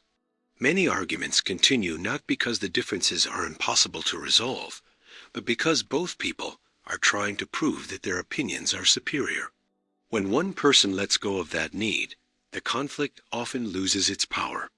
In today's world, this teaching feels more relevant than ever. It has never been easier to share an opinion. Within seconds, anyone can comment on current events, judge complete strangers, or join debates about highly complex issues. The problem is not freedom of speech. The problem is how quickly we start speaking before we truly understand. Dogen invites us to move in the opposite direction. Before you respond, observe. Before you reach a conclusion, investigate. Before you judge, stay silent long enough to see beyond your first impression. It is important to understand that the silence Dogen speaks about is not passivity. There are many moments in life when we must act, teach, offer advice, or speak out against injustice. But those actions become far more effective when they come from a peaceful mind rather than emotional agitation. Inner silence does not eliminate action. It purifies its source. Instead of reacting from pride, fear, or the need to win, we begin acting with clarity and wisdom. Perhaps this is the greatest contribution of the Shobo Genzo. Dogen reminds us that wisdom does not grow as quickly as opinions do. Opinions appear almost instantly, while wisdom requires presence, patience, and careful observation. A quiet mind is not empty because it lacks ideas. It is free because it is no longer trapped by them. And that freedom allows us to see aspects of reality that remain invisible to those who are constantly driven by the need to convince others. True knowledge does not need to make noise in order to exist. Just as a calm lake reflects the sky far more clearly than troubled water, a quiet mind understands life with a depth that no argument can ever provide. In a society where everyone wants to be heard at the same time, perhaps the greatest sign of wisdom is to cultivate the silence that allows us to listen to reality before forming any opinion. Few events in history show the danger of blindly following the opinion of the majority as clearly as the trial of Socrates. Considered one of the greatest philosophers of all time, he was sentenced to death by the very city that claimed to value democracy and open debate. The decision was made by ordinary citizens gathered in a public court. The majority voted against him, believing they were protecting Athens. But history revealed that the crowd had condemned the very man who had dedicated his life to teaching people how to think for themselves. The story of Socrates reminds us of an uncomfortable truth. Just because many people believe something does not make it true. Interestingly, Socrates never wrote a single book. Everything we know about his philosophy comes mainly from the dialogues written by his student Plato, especially works such as the Apology of Socrates, Crito, and Phaedo. It is in the Apology that we find the account of his trial and his defense before the citizens of Athens. Instead of trying to win over the jury with emotional speeches, Socrates did exactly what he had done throughout his entire life. He kept asking questions. While many expected regret or submission, he chose to remain faithful to the truth he believed he had discovered. The conflict between Socrates and Athens began because he made people deeply uncomfortable. Walking through the city's public squares, he spoke with politicians, craftsmen, poets, and young people, asking seemingly simple questions that exposed major contradictions. His method, known as the Socratic method, was not about giving ready-made answers. Instead, it helped people realize that many of the beliefs they defended were much weaker than they thought. That approach made people uncomfortable because very few enjoy discovering they know less than they imagined. In the Apology, Socrates tells a key story that helps explain his mission. His friend Chaerephon visited the oracle of Delphi and asked whether anyone was wiser than Socrates. The priestess answered that no one was wiser. Curious about this answer, Socrates spent years investigating it. He spoke with men who were considered highly intelligent and noticed something interesting. Many of them had great knowledge in certain areas, but they believed they knew far more than they actually did. He eventually concluded that if he was wiser than others, it was only because he recognized his own ignorance. This is where one of the most famous ideas in philosophy comes from. I know that I know nothing. This statement does not mean that Socrates believed he knew absolutely nothing. It expresses an attitude of intellectual humility. While most people cling to their certainties, the truly wise person remains open to questioning. This may be one of the reasons why Socrates faced so much resistance. People who feel completely certain about their beliefs often feel threatened by those who ask difficult questions. After all, questioning a belief also challenges part of the identity built around it. The accusations against Socrates reflected exactly this collective discomfort. He was charged with corrupting the youth and not believing in the city's traditional gods. However, a careful reading of the Apology makes it clear that the real reason for his conviction was something else. Socrates taught young people to think independently, question authority, and examine society's accepted beliefs with a critical mind. To many of Athens' most influential leaders, that posed a far greater threat than any religious disagreement. During his defense, Socrates surprised everyone even more. Instead of begging for mercy, he declared that he would never stop practicing philosophy, even if it cost him his life.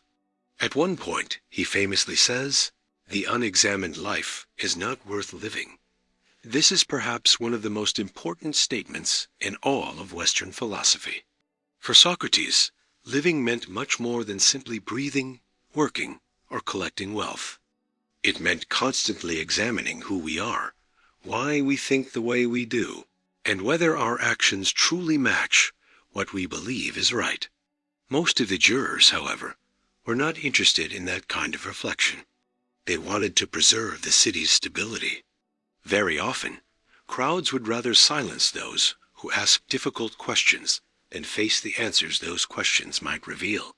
This behavior is not unique to ancient Athens. Throughout history, countless people who challenged widely accepted beliefs were rejected before eventually being recognized. The opinion of the majority often protects what is familiar, even when what is familiar is wrong.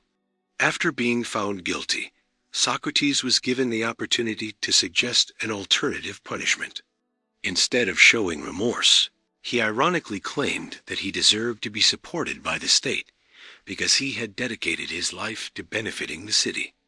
That response angered the jurors even more and increased the number of votes in favor of the death sentence. This episode shows that Socrates understood something essential. Protecting your integrity is more valuable than protecting your reputation. In the dialogues that follow, especially Crito, we find another remarkable moment. His friends arrange a plan to help him escape from prison. Everything is ready for his escape. Yet Socrates refuses. He argues that he had always defended respect for the laws of the city, and escaping simply because the decision did not favor him would go against his own principles. His choice is deeply impressive because it shows that his philosophy was not just something he talked about. It guided every decision he made, even in the face of death. In Phaedo, Plato describes Socrates' final hours before drinking the hemlock, the poison used to carry out his sentence. While his students cry and fall into despair, Socrates remains remarkably calm. Instead of mourning his fate, he spends his final moments discussing the nature of the soul, death, and wisdom. His peace does not come from indifference, but from the conviction that a life guided by truth cannot be considered a failure, even when it ends in injustice. History eventually revealed a powerful irony. The men who condemned Socrates have been almost completely forgotten. The philosopher they executed by majority vote became one of the greatest influences in human thought. His student Plato founded the academy, where Aristotle would later study. Aristotle would go on to influence nearly all of Western philosophy, science, and education. The crowd believed they were silencing an inconvenient voice. Without realizing it, they helped make that voice immortal. This story remains relevant today because it reveals a deeply human tendency. We naturally trust the opinion of the majority. When many people believe something, we assume it must be true. Yet Socrates shows us that truth does not depend on how many people support it. A single person honestly committed to seeking the truth may be closer to reality than an entire crowd driven by fear, prejudice, or convenience. It is important to recognize that Socrates never encouraged rebellion for the sake of pride. He did not disagree with the majority simply to appear different. His commitment was always to the sincere search for truth. If the majority had been right, he would have had no problem agreeing with them. The problem arose whenever he saw that widely accepted beliefs had never been critically examined. His goal was never to win arguments. It was to awaken awareness. Perhaps that is his greatest legacy. In a world where opinions spread instantly and public approval often seems more important than truth, Socrates continues to remind us of the importance of asking questions. Before accepting an idea simply because everyone repeats it, we should examine it carefully. Before following the crowd, we should ask whether our own conscience truly agrees with that path. The trial of Socrates proves that the majority can be deeply and even tragically wrong. Democracy is a valuable tool, but it cannot replace individual reflection. The vote of the crowd can decide a verdict, but it cannot determine the truth. More than 2,000 years later, the voice of Socrates still echoes through his dialogues, reminding us that true wisdom begins the moment we have the courage to think for ourselves, even if it means standing against the opinion of the majority. Aristotle looked at the world differently than most people. While many accepted ideas simply because everyone else repeated them, he insisted that the truth had to be discovered through patience, logic, and experience. To him, there was a huge difference between what people believe and what can truly be called knowledge. That distinction is still one of the most important lessons for anyone who wants to live wisely in a world filled with quick opinions, headlines, social media, and snap judgments. Human beings naturally tend to trust common opinion. After all, if a lot of people are saying the same thing, it seems reasonable to assume they're right. But Aristotle warned that numbers have never been a measure of truth. An idea can be repeated by thousands of people for centuries and still be completely wrong. Human history is full of examples where popular beliefs slowed the progress of science, philosophy, and society itself. The philosopher made an important distinction between opinion, which he called doxa, and true knowledge, known as episteme. Opinion comes from first impressions, emotions, traditions, or social customs. Knowledge, on the other hand, requires careful investigation, observation, solid reasoning, and the willingness to admit mistakes. While opinions change with people's moods or the latest trends, knowledge aims to remain steady because it is built on evidence and reason. This difference may sound like a purely philosophical idea, but it has a powerful impact on the way we live. How many decisions are made simply because that's how everyone does it? How many people choose a career, a lifestyle, or even their beliefs just to avoid feeling different? Often, the desire to fit in becomes so strong that there is no room left for questions. Instead of asking whether something is true, people only want to know what opinion is the most widely accepted. Aristotle believed that people fulfill their true nature when they developed their ability to reason. Thinking wasn't a luxury reserved for philosophers. It was the responsibility of anyone who wanted to live a good life. To him, giving up critical thinking meant giving up what makes us truly human. When we accept ideas without examining them, we hand our ability to judge over to someone else. That behavior is just as common today. We're surrounded by information every second of the day. News stories, short videos, comments, influencers, and experts are all competing for our attention. In such a fast-paced environment, it's easy to mistake popularity for credibility. A statement that's shared millions of times can seem automatically true, even when it has no solid evidence behind it. Aristotle would probably say that there has never been a more important time to learn the difference between opinion and knowledge. Another interesting part of his philosophy is that he didn't completely dismiss popular opinion. In some cases, common sense may contain part of the truth, especially when it reflects the shared experiences of many people. But it should never be accepted without careful examination. The role of reason is to look at what everyone believes and ask, is there evidence for this belief? Does it make sense? Are there exceptions? Only after asking those questions can we move closer to real knowledge. This approach requires humility. After all, investigating something means admitting that we might be wrong. For Aristotle, learning wasn't just about collecting information. It was also about letting go of false certainties. Intellectual pride keeps people from growing because it makes them believe they already know everything. A truly wise person stays open to changing their conclusions whenever stronger arguments appear. This lesson also applies to anyone who wants to become an independent thinker. Many people mistake independent thinking for disagreeing with everything. Aristotle would never have supported that kind of empty rebellion. Thinking critically doesn't mean automatically rejecting the majority's opinion. It means evaluating it honestly. Sometimes the majority is right. Other times, it's completely wrong. The key is not to accept or reject an idea simply because of how many people believe it. Another central idea in Aristotle's philosophy helps explain this even further: the search for the middle ground. He believed that virtue is usually found between two extremes. Applied to knowledge, this reveals two dangers. On one side is accepting every popular opinion without thinking. On the other is believing that every popular opinion must be false. Both extremes get in the way of balanced thinking. The wise path is to examine things carefully before making a judgment. Aristotle also understood that our emotions can strongly influence the way we think. Fear, envy, pride, anger, and the desire for approval often cloud our judgment. A person controlled by emotion tends to believe whatever supports their feelings instead of what matches the facts. That's why Aristotle placed so much importance on developing good character. To think clearly, intelligence alone isn't enough. We also need emotional discipline. This connection between virtue and knowledge is one of the deepest contributions of his philosophy.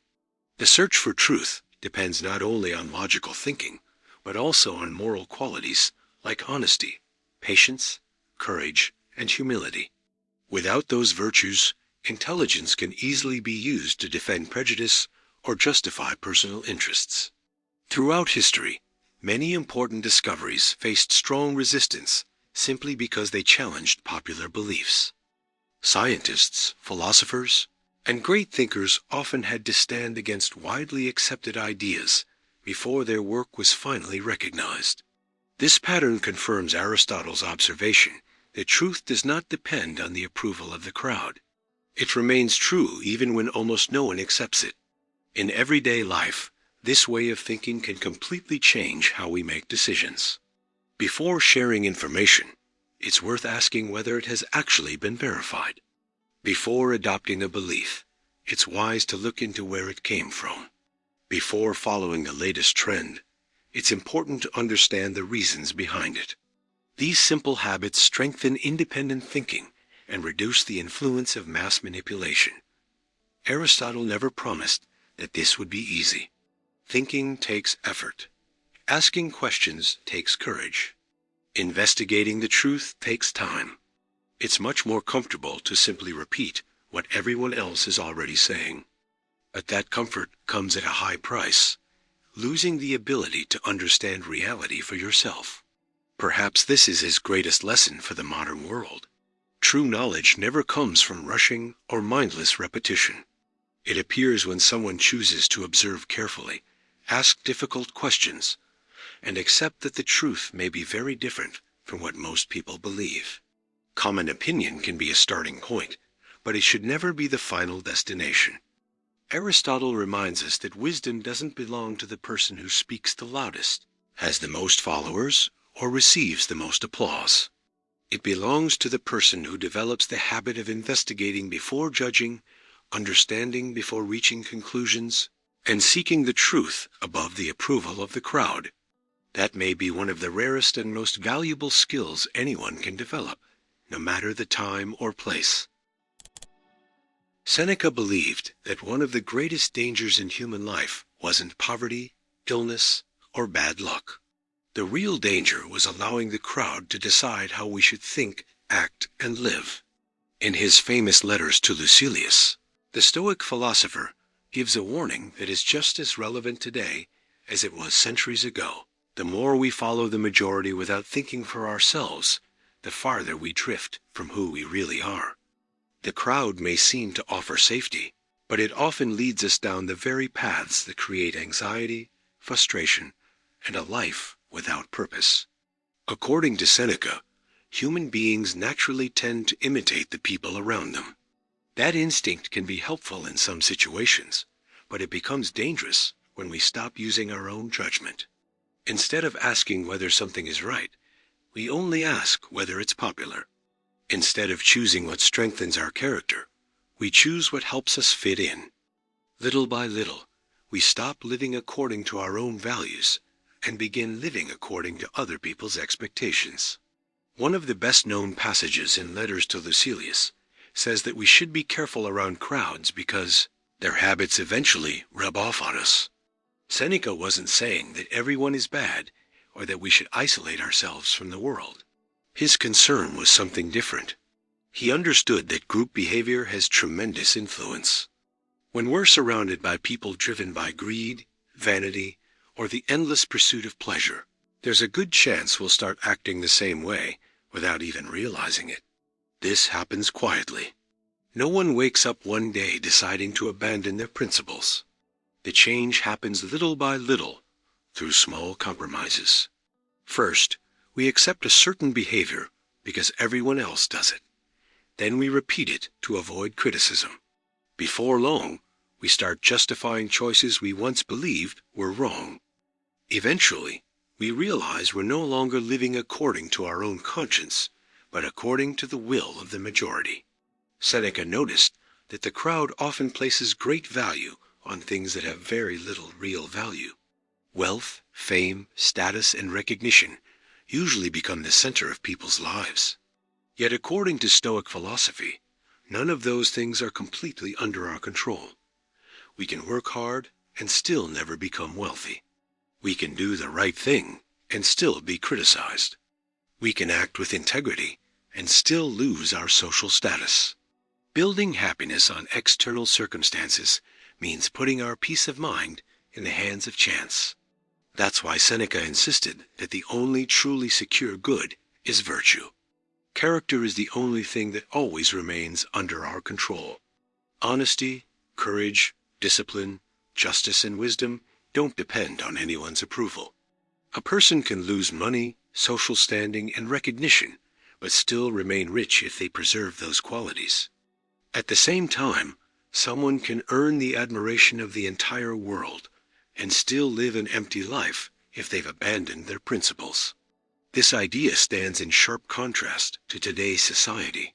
We live in a time when many people measure their worth by the number of likes, followers, compliments, or public recognition they receive.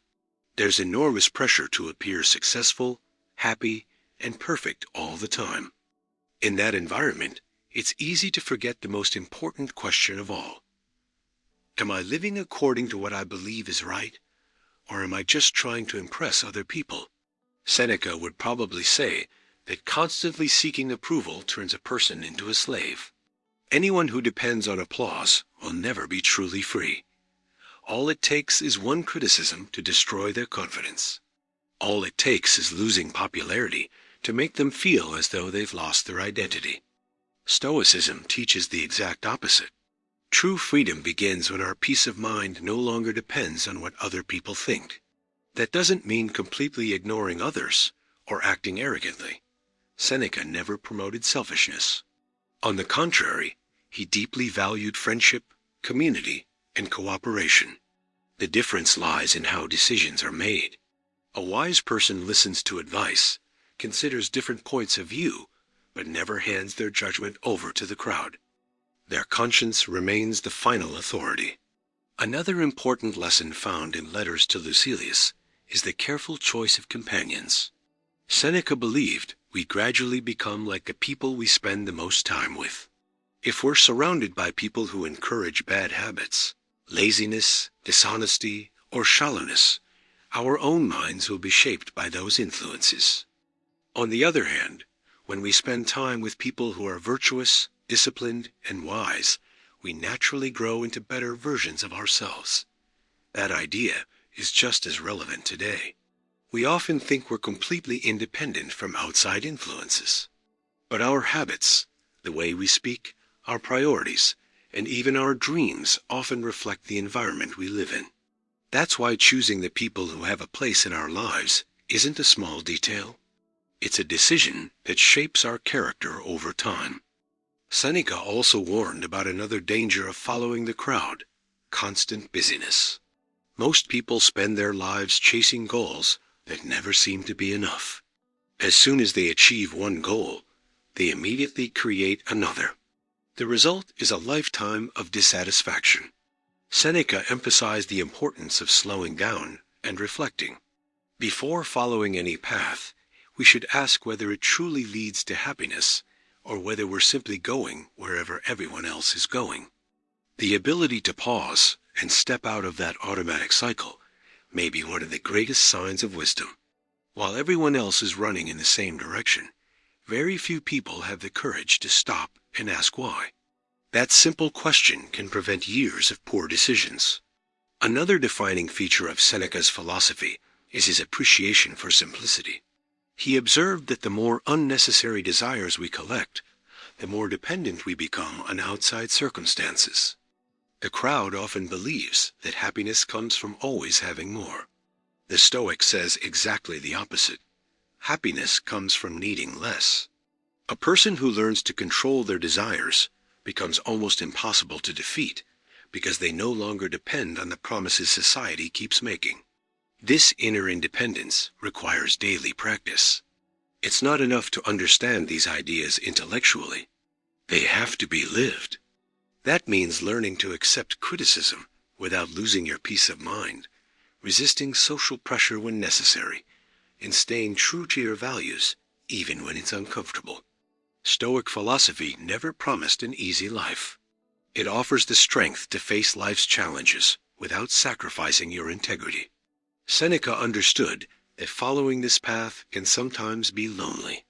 The person who chooses to do what's right won't always be understood. They may be seen as strange, overly strict, or simply different. Even so, he believed that this was a small price to pay compared to the peace enjoyed by someone who lives in harmony with their own conscience. At its core, his teaching isn't an invitation to isolate yourself, but to become independent. The crowd is constantly changing its mind. What is celebrated today may be condemned tomorrow. Anyone who builds their identity on those changing opinions will always feel insecure. But the person who builds their life on virtue finds stability even in times of confusion. Perhaps that is the greatest message of letters to Lucilius. The danger of following the crowd isn't just that we might make mistakes. It's that we slowly lose the ability to think, choose, and live for ourselves. True wisdom requires the courage to stay faithful to what is right, even when the majority chooses a different path. After all, peace doesn't come from public approval. It comes from knowing that our choices are aligned with what our own conscience recognizes as right. One of the biggest sources of human suffering is trying to control things that were never under our control in the first place. We spend much of our lives worrying about what other people think, trying to earn their approval, avoid criticism, or change the way we're seen. But the Stoic philosopher Epictetus taught that this effort is doomed to fail.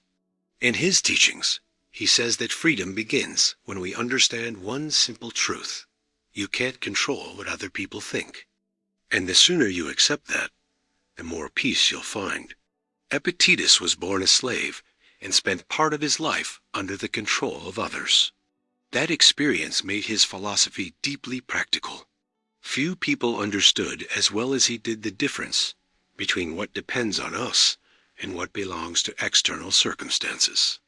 According to him, all inner peace depends on learning to separate these two categories. Our thoughts, choices, actions, and character are within our control. Other people's opinions, life's events, recognition, and reputation are not. This principle sounds simple, but its impact is profound. Much of today's anxiety comes from trying to manage things that are outside our control. We want to control how people interpret us, how our words will be received, and how others will react to our decisions. We constantly calculate our actions to avoid being judged. We choose our clothes, careers, opinions, and even our behavior based on what other people might think. Little by little, we stop living according to our own values and begin living according to everyone else's expectations. Epictetus considered this a form of slavery. After all, anyone who depends on outside approval is placing their peace of mind in the hands of people they can't control. One criticism is enough to destroy their confidence. One negative comment can ruin an entire day. One person disagreeing with their choices is enough to make them question themselves. When that happens, their happiness no longer belongs to them. It depends on the judgment of strangers. The philosopher offered a radical shift in perspective. Instead of asking, "What do people think of me?" we should ask, "Am I acting according to what I believe is right?" That change moves our focus away from what we can't control and toward what we actually can. We can't stop someone from criticizing us, but we can choose to respond calmly. We can't make everyone like us, but we can act with honesty and respect. We can't control our reputation, but we can control our character. This distinction is one of the foundations of Stoicism. According to Epictetus, unnecessary suffering begins when we confuse these two areas of life. Every time we spend our energy trying to control the uncontrollable, frustration is inevitable. Reality will never fully obey our wishes. People will continue to interpret our actions in different ways. Some will admire us. Others will reject us. Some will understand our intentions. Others will create completely false stories about us. None of that is under our control. That doesn't mean we should behave irresponsibly or ignore the consequences of our actions. Epictetus never encouraged moral indifference. On the contrary, he believed we should treat everyone with fairness, respect, and integrity. The difference is understanding that even when we do everything right, we can still be misunderstood. Other people's reactions belong to them, not to us. This idea offers extraordinary freedom. Think about how much time we waste trying to convince people who have already decided not to listen. How many sleepless nights have we spent replaying conversations, imagining the perfect response to criticism, or trying to figure out what someone really thinks about us? Epictetus would say that all of that energy could be spent on something far more valuable, improving our own character. Another important lesson from the philosopher is that every person sees the world through their own experiences, fears, interests, and limitations. That's why two people can witness the exact same event and come to completely different conclusions. If even the facts are interpreted differently, How could we ever expect to control everyone's opinion? That expectation is impossible from the very beginning. What's more, many criticisms reveal more about the person giving them than about the person receiving them. People driven by envy will find flaws even in great virtues.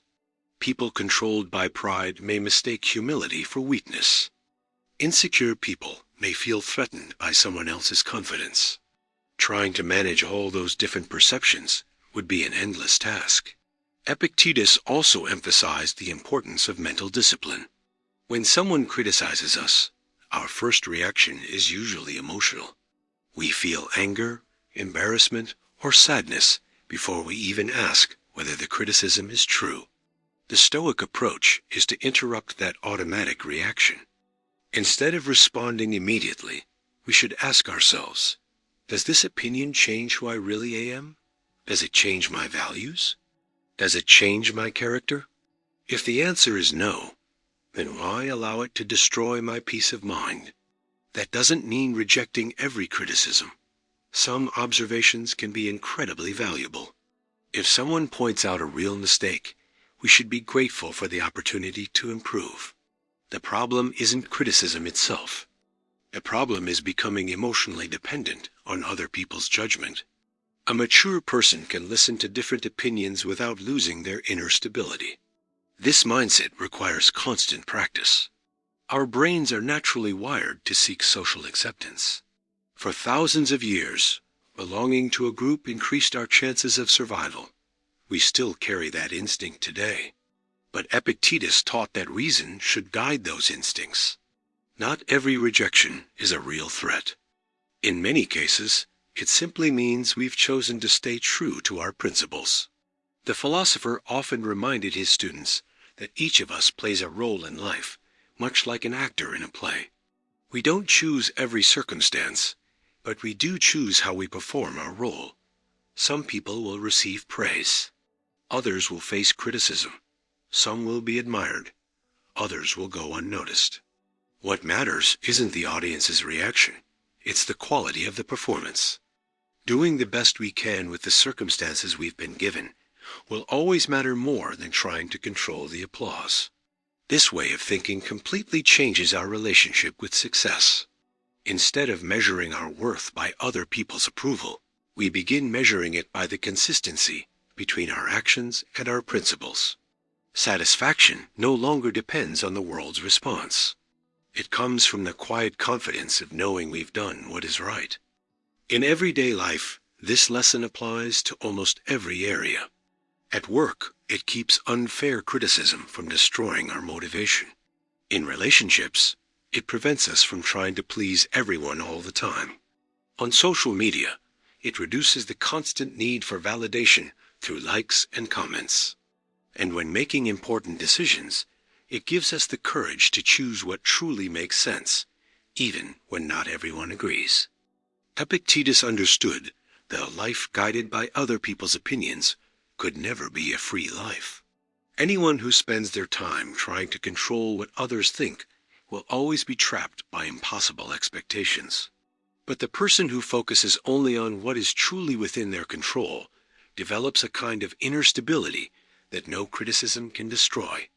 In the end, Epictetus' greatest lesson is surprisingly simple. You'll never have control over what people say, think, or feel about you. But you'll always have the power to choose your actions, your values, and your response to any situation. It is within that space of choice that true freedom is born. Once we understand this difference, we stop wasting energy trying to control the impossible and begin investing our lives in the only thing we can truly transform: ourselves. Miyamoto Musashi became a legend not only because of his unmatched skill with a sword, but because of the philosophy he developed throughout his life. After winning dozens of duels and facing some of the most dangerous opponents of his time, he reached a conclusion that went far beyond the battlefield. A true warrior does not live for applause. He lives by his principles. This is one of the central messages of the Book of Five Rings, a work that is still studied today by leaders, business owners, athletes, and anyone looking to build discipline and mental strength. We live in a society that places a huge value on recognition. From an early age, we're taught to seek praise, approval, and validation. Many of our choices are influenced less by what we believe is right and more by the desire to be admired. Musashi saw this way of thinking as a dangerous weakness. To him, anyone who depends on other people's applause is handing over their freedom to people whose opinions constantly change. The warrior Musashi describes doesn't measure his worth by how many people admire him. His commitment is to constant self-improvement. Every day offers something new to learn, a skill to develop, or a mistake to correct.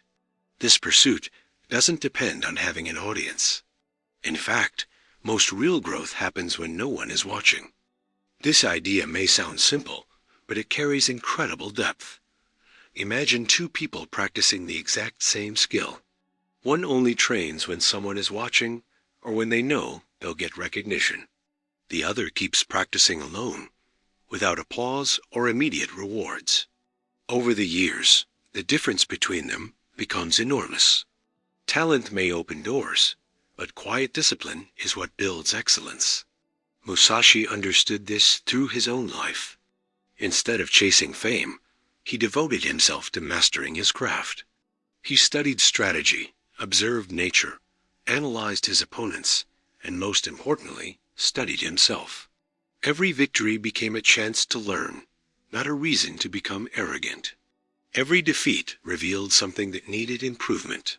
His goal was never to impress others, but to move closer to mastery. In the Book of 5 Rings, Musashi teaches that the true path requires a clear sense of purpose.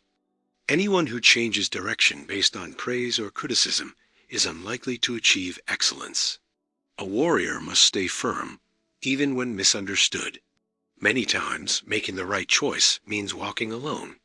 This lesson is just as relevant today. So many of our decisions are influenced by how other people react.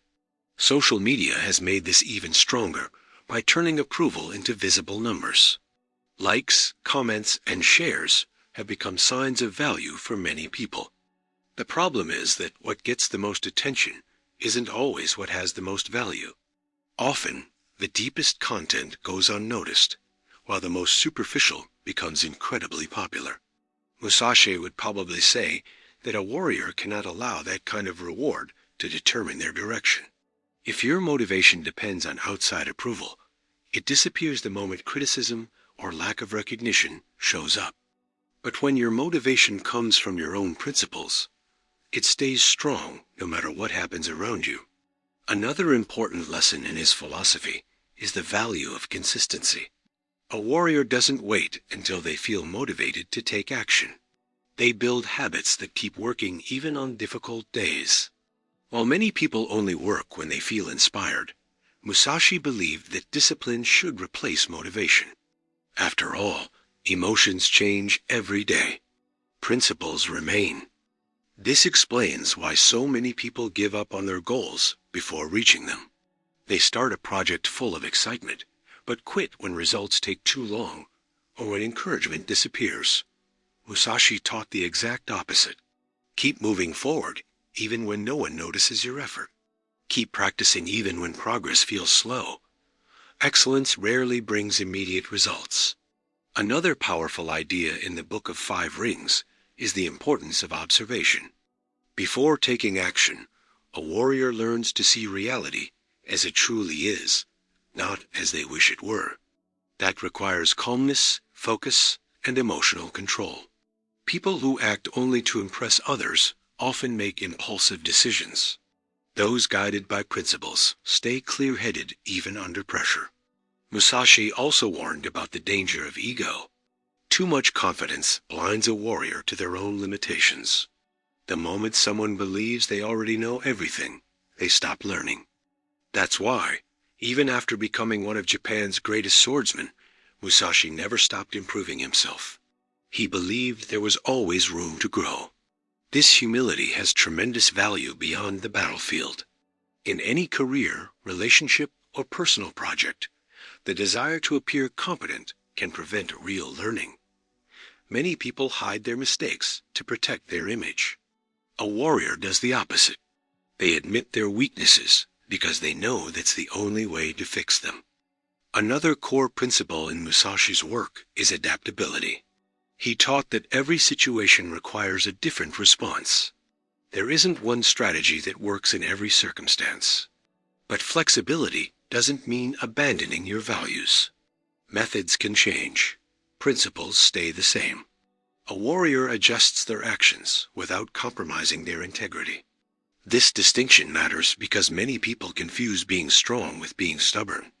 Staying true to your principles doesn't mean refusing to change. It means adjusting how you act without losing what defines your character. Honesty, discipline, courage, and respect remain the same, even when circumstances change completely. Musashi also placed great importance on self-awareness. Before understanding an opponent, you first have to understand yourself. Your fears, impulses, weaknesses, and strengths must all be examined honestly. The greatest battle isn't always against someone else. More often, it's the one that takes place within yourself. That inner battle is still one of the hardest we face. It's much easier to blame outside circumstances for our failures than to recognize the habits that need to change. A warrior takes responsibility for their own growth. Instead of looking for excuses, they look for ways to improve. Over the course of his life, Musashi realized that fame and recognition are temporary. People who receive applause today may be forgotten tomorrow. At the same time, those who are ignored for years may leave a legacy that lasts for centuries.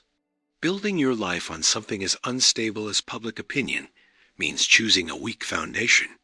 That's why he insisted that a person's true value lies in the consistency of their character, not in the number of people who admire them. His philosophy also teaches patience.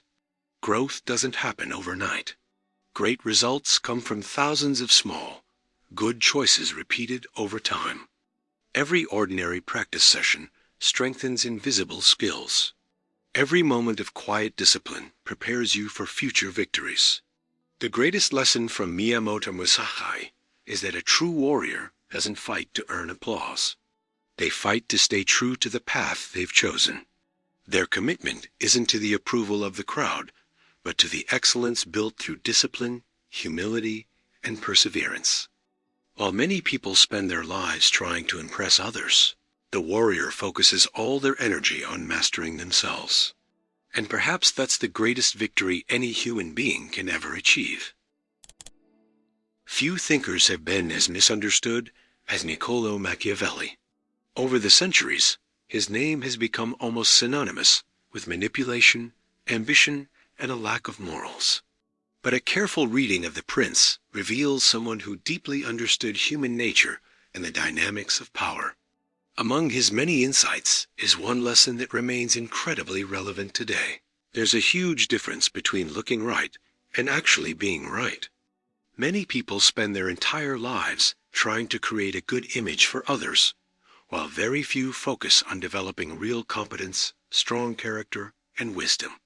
Machiavelli lived during a time of political conflict, wars, and constantly changing alliances. By observing rulers, military leaders, and influential figures, he realized that public image carried tremendous power. People were often judged not by what they actually did, but by the impression they managed to create. He wasn't approving of this behavior. He was simply recognizing how society often works. According to Machiavelli, most people don't have access to the full reality. They judge based on what they can see. They notice gestures, speeches, visible results, and symbols of authority. Very few take the time to understand people's true motivations or the full complexity behind their decisions. That's why he wrote that people generally judge more with their eyes than with their hands, because everyone can see, but very few truly understand. That observation feels surprisingly modern. We're surrounded by carefully crafted images. People present idealized versions of their lives. Companies spend millions building their reputations, and public figures work constantly to protect a certain image. Very often, what looks like success hides insecurity. What looks like happiness hides suffering. What looks like competence may be nothing more than great marketing. The problem begins when we confuse appearance with reality. We start believing that whoever speaks with the most confidence must know the most, that whoever receives the most praise has the most value, that whoever gets the most attention automatically deserves the most respect. Machiavelli warned that these conclusions can be extremely dangerous because public perception doesn't always match the truth. That doesn't mean reputation isn't important. On the contrary, Machiavelli understood that image plays a major role in human relationships. Leaders need to inspire confidence. Institutions depend on credibility. Honest people also benefit from having a good reputation. But the real issue is this: building only the appearance without developing real substance makes any success fragile. Sooner or later, reality catches up. There's an important difference between consciously managing your public image and living only to impress other people. In the first case, your reputation is the result of consistent actions. In the second, it becomes a never-ending performance, driven by the constant fear of being exposed. People who only care about looking competent have to keep hiding their weaknesses. Those who truly pursue competence aren't afraid to learn, admit mistakes, or grow. Machiavelli also understood that the desire for approval makes people easy to manipulate. When someone becomes overly concerned with appearing to be right, they begin making decisions based on what the public expects instead of what they truly believe is necessary. Instead of acting according to principles or clear goals, they act according to whatever creates the best impression. This behavior isn't limited to politics. It shows up in the workplace, in relationships, on social media, and even in our personal lives. Many important decisions stop being guided by inner convictions and instead revolve around one question: how will other people see this? Little by little, the pursuit of appearances replaces the pursuit of truth. That trade comes with a high cost. Maintaining an image requires constant effort. You have to control every word, hide your weaknesses, avoid situations that reveal your imperfections, and keep looking successful even when reality tells a different story. This ongoing pressure creates anxiety because it depends on outside factors that can never be fully controlled.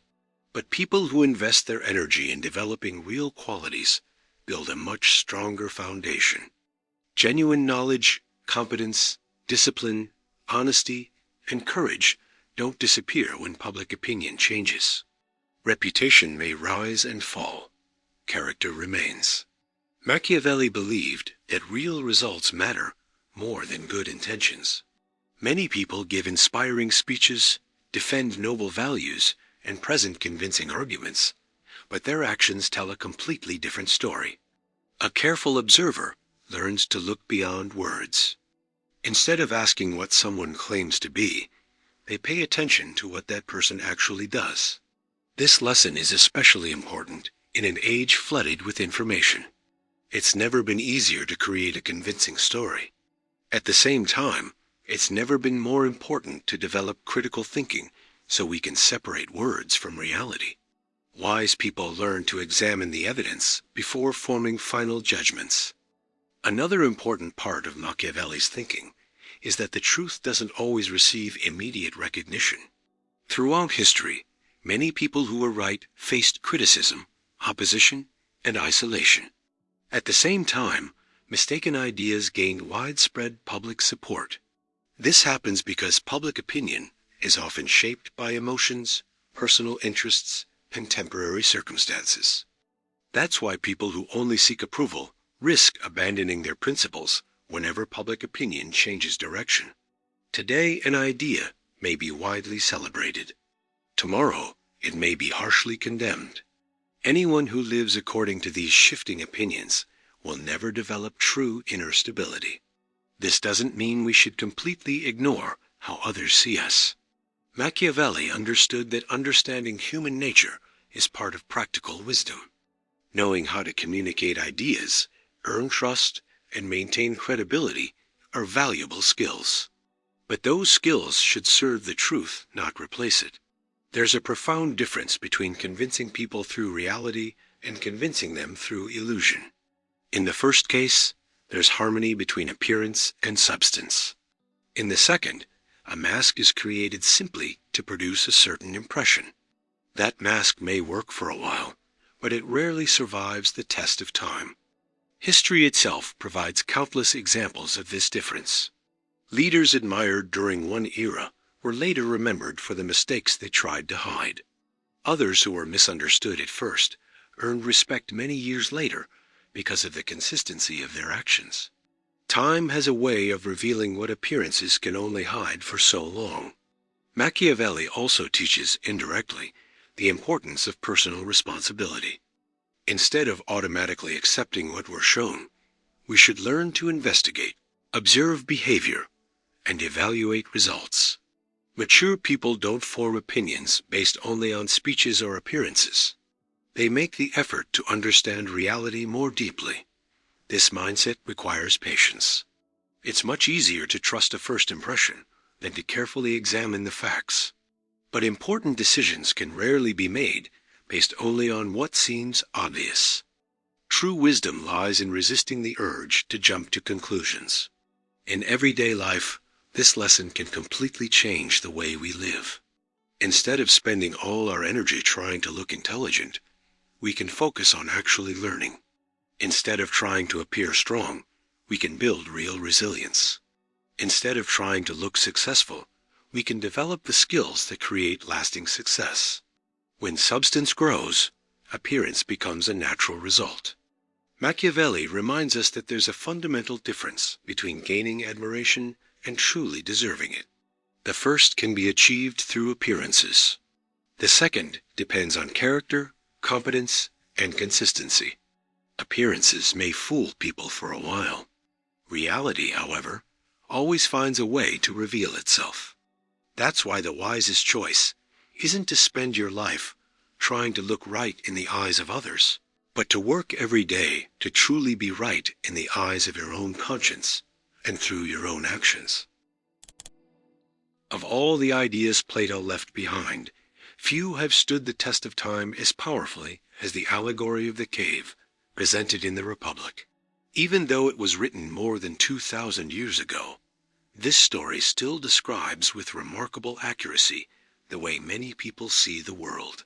Its main message is uncomfortable, but deeply true. Most people prefer the shadows over the truth.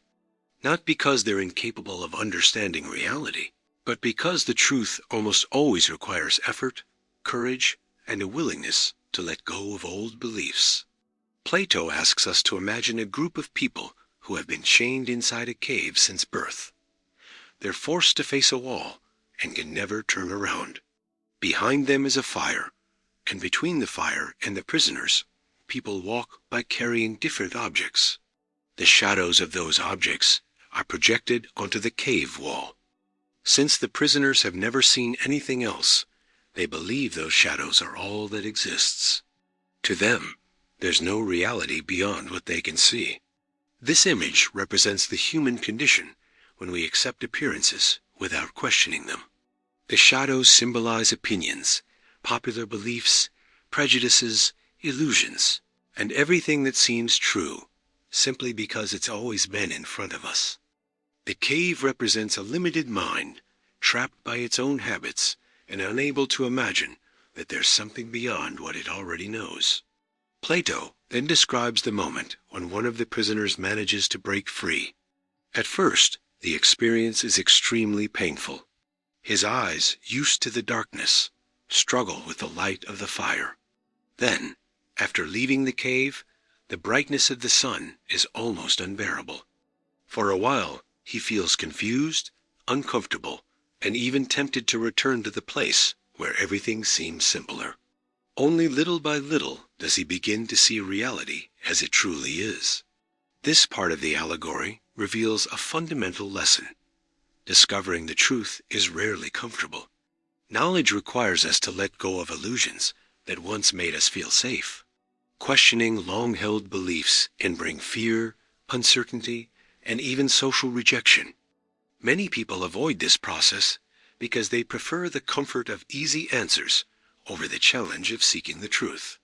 When the former prisoner finally sees the outside world, he realizes that everything he once believed to be real was nothing more than shadows. He sees trees, rivers, animals, people, and finally the sun itself, the source of all light. At that moment, he understands that his entire life had been built on an extremely limited view of reality. Plato uses this image to show the difference between opinion and knowledge. Most people live based on surface-level impressions, while only a few are willing to spend the time searching for real understanding. Not because the truth is hidden, but because it requires an effort that not everyone is willing to make. But the most important part of the allegory comes when the man decides to return to the cave and tell the others what he has discovered.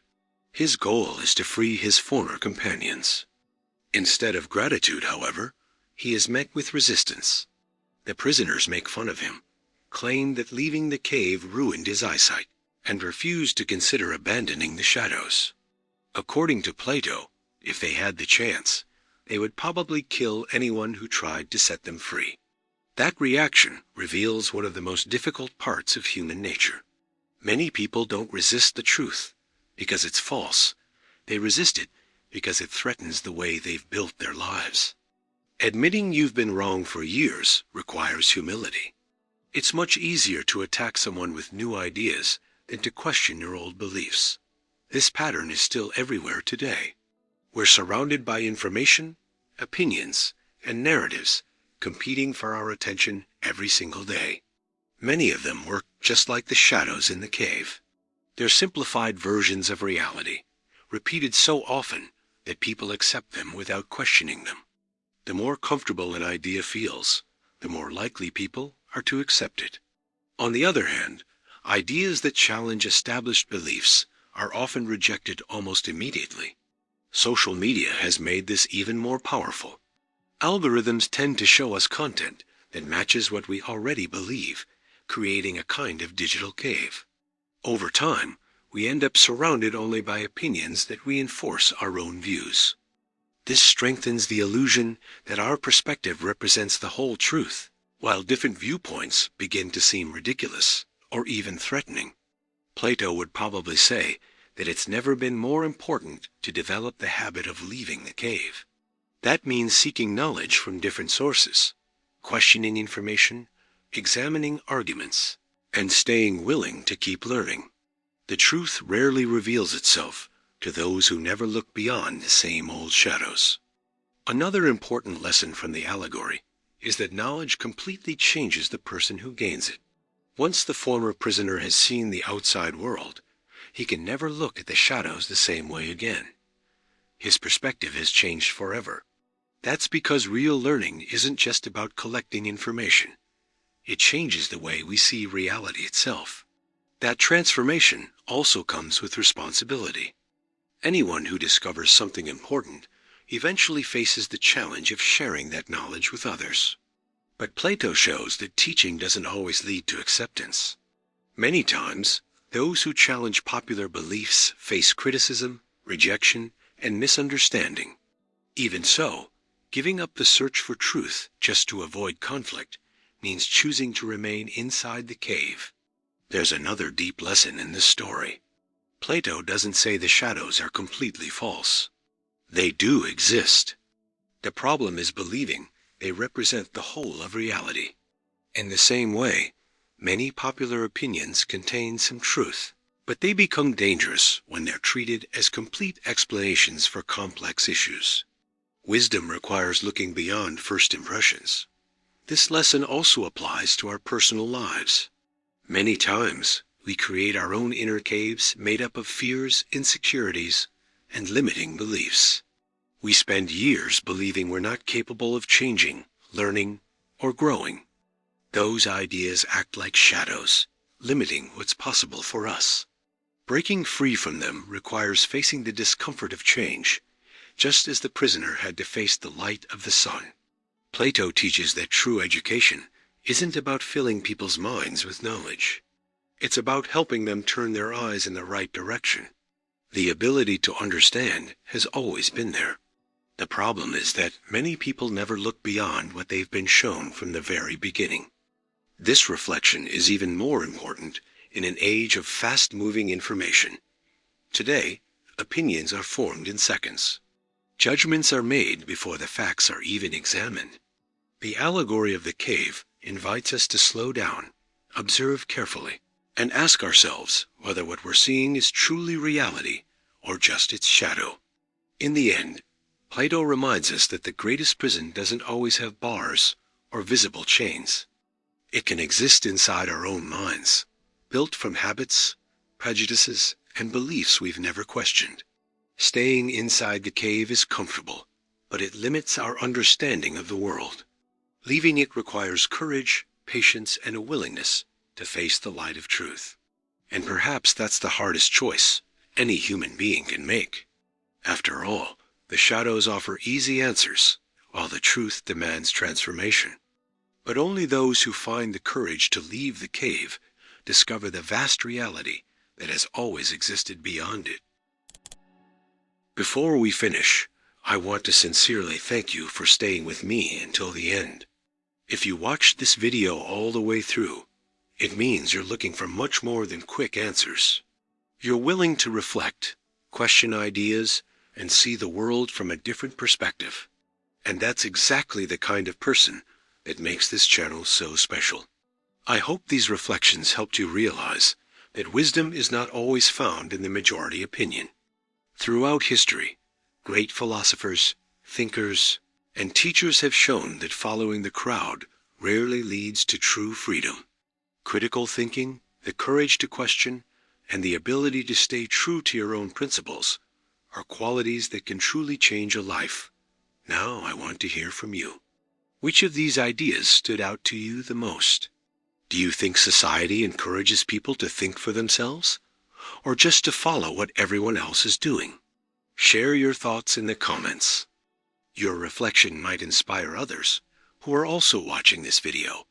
If this content added value to your life, please leave a like.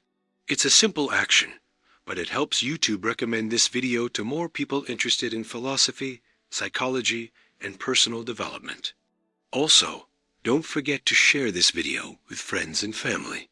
Someone you know might really need to hear this message right now. And of course, if you're not part of our community, yet subscribe to the channel and turn on notifications. That way, you'll be notified whenever we post new videos with deep reflections on philosophy, history, psychology, and the big ideas that have shaped humanity. We have many more videos waiting for you. Stay on the channel and choose your next video to continue this journey of knowledge. Every new reflection can open a door to a better understanding of the world, and especially of yourself. Thank you very much for your time, your attention, and your support. See you in the next video.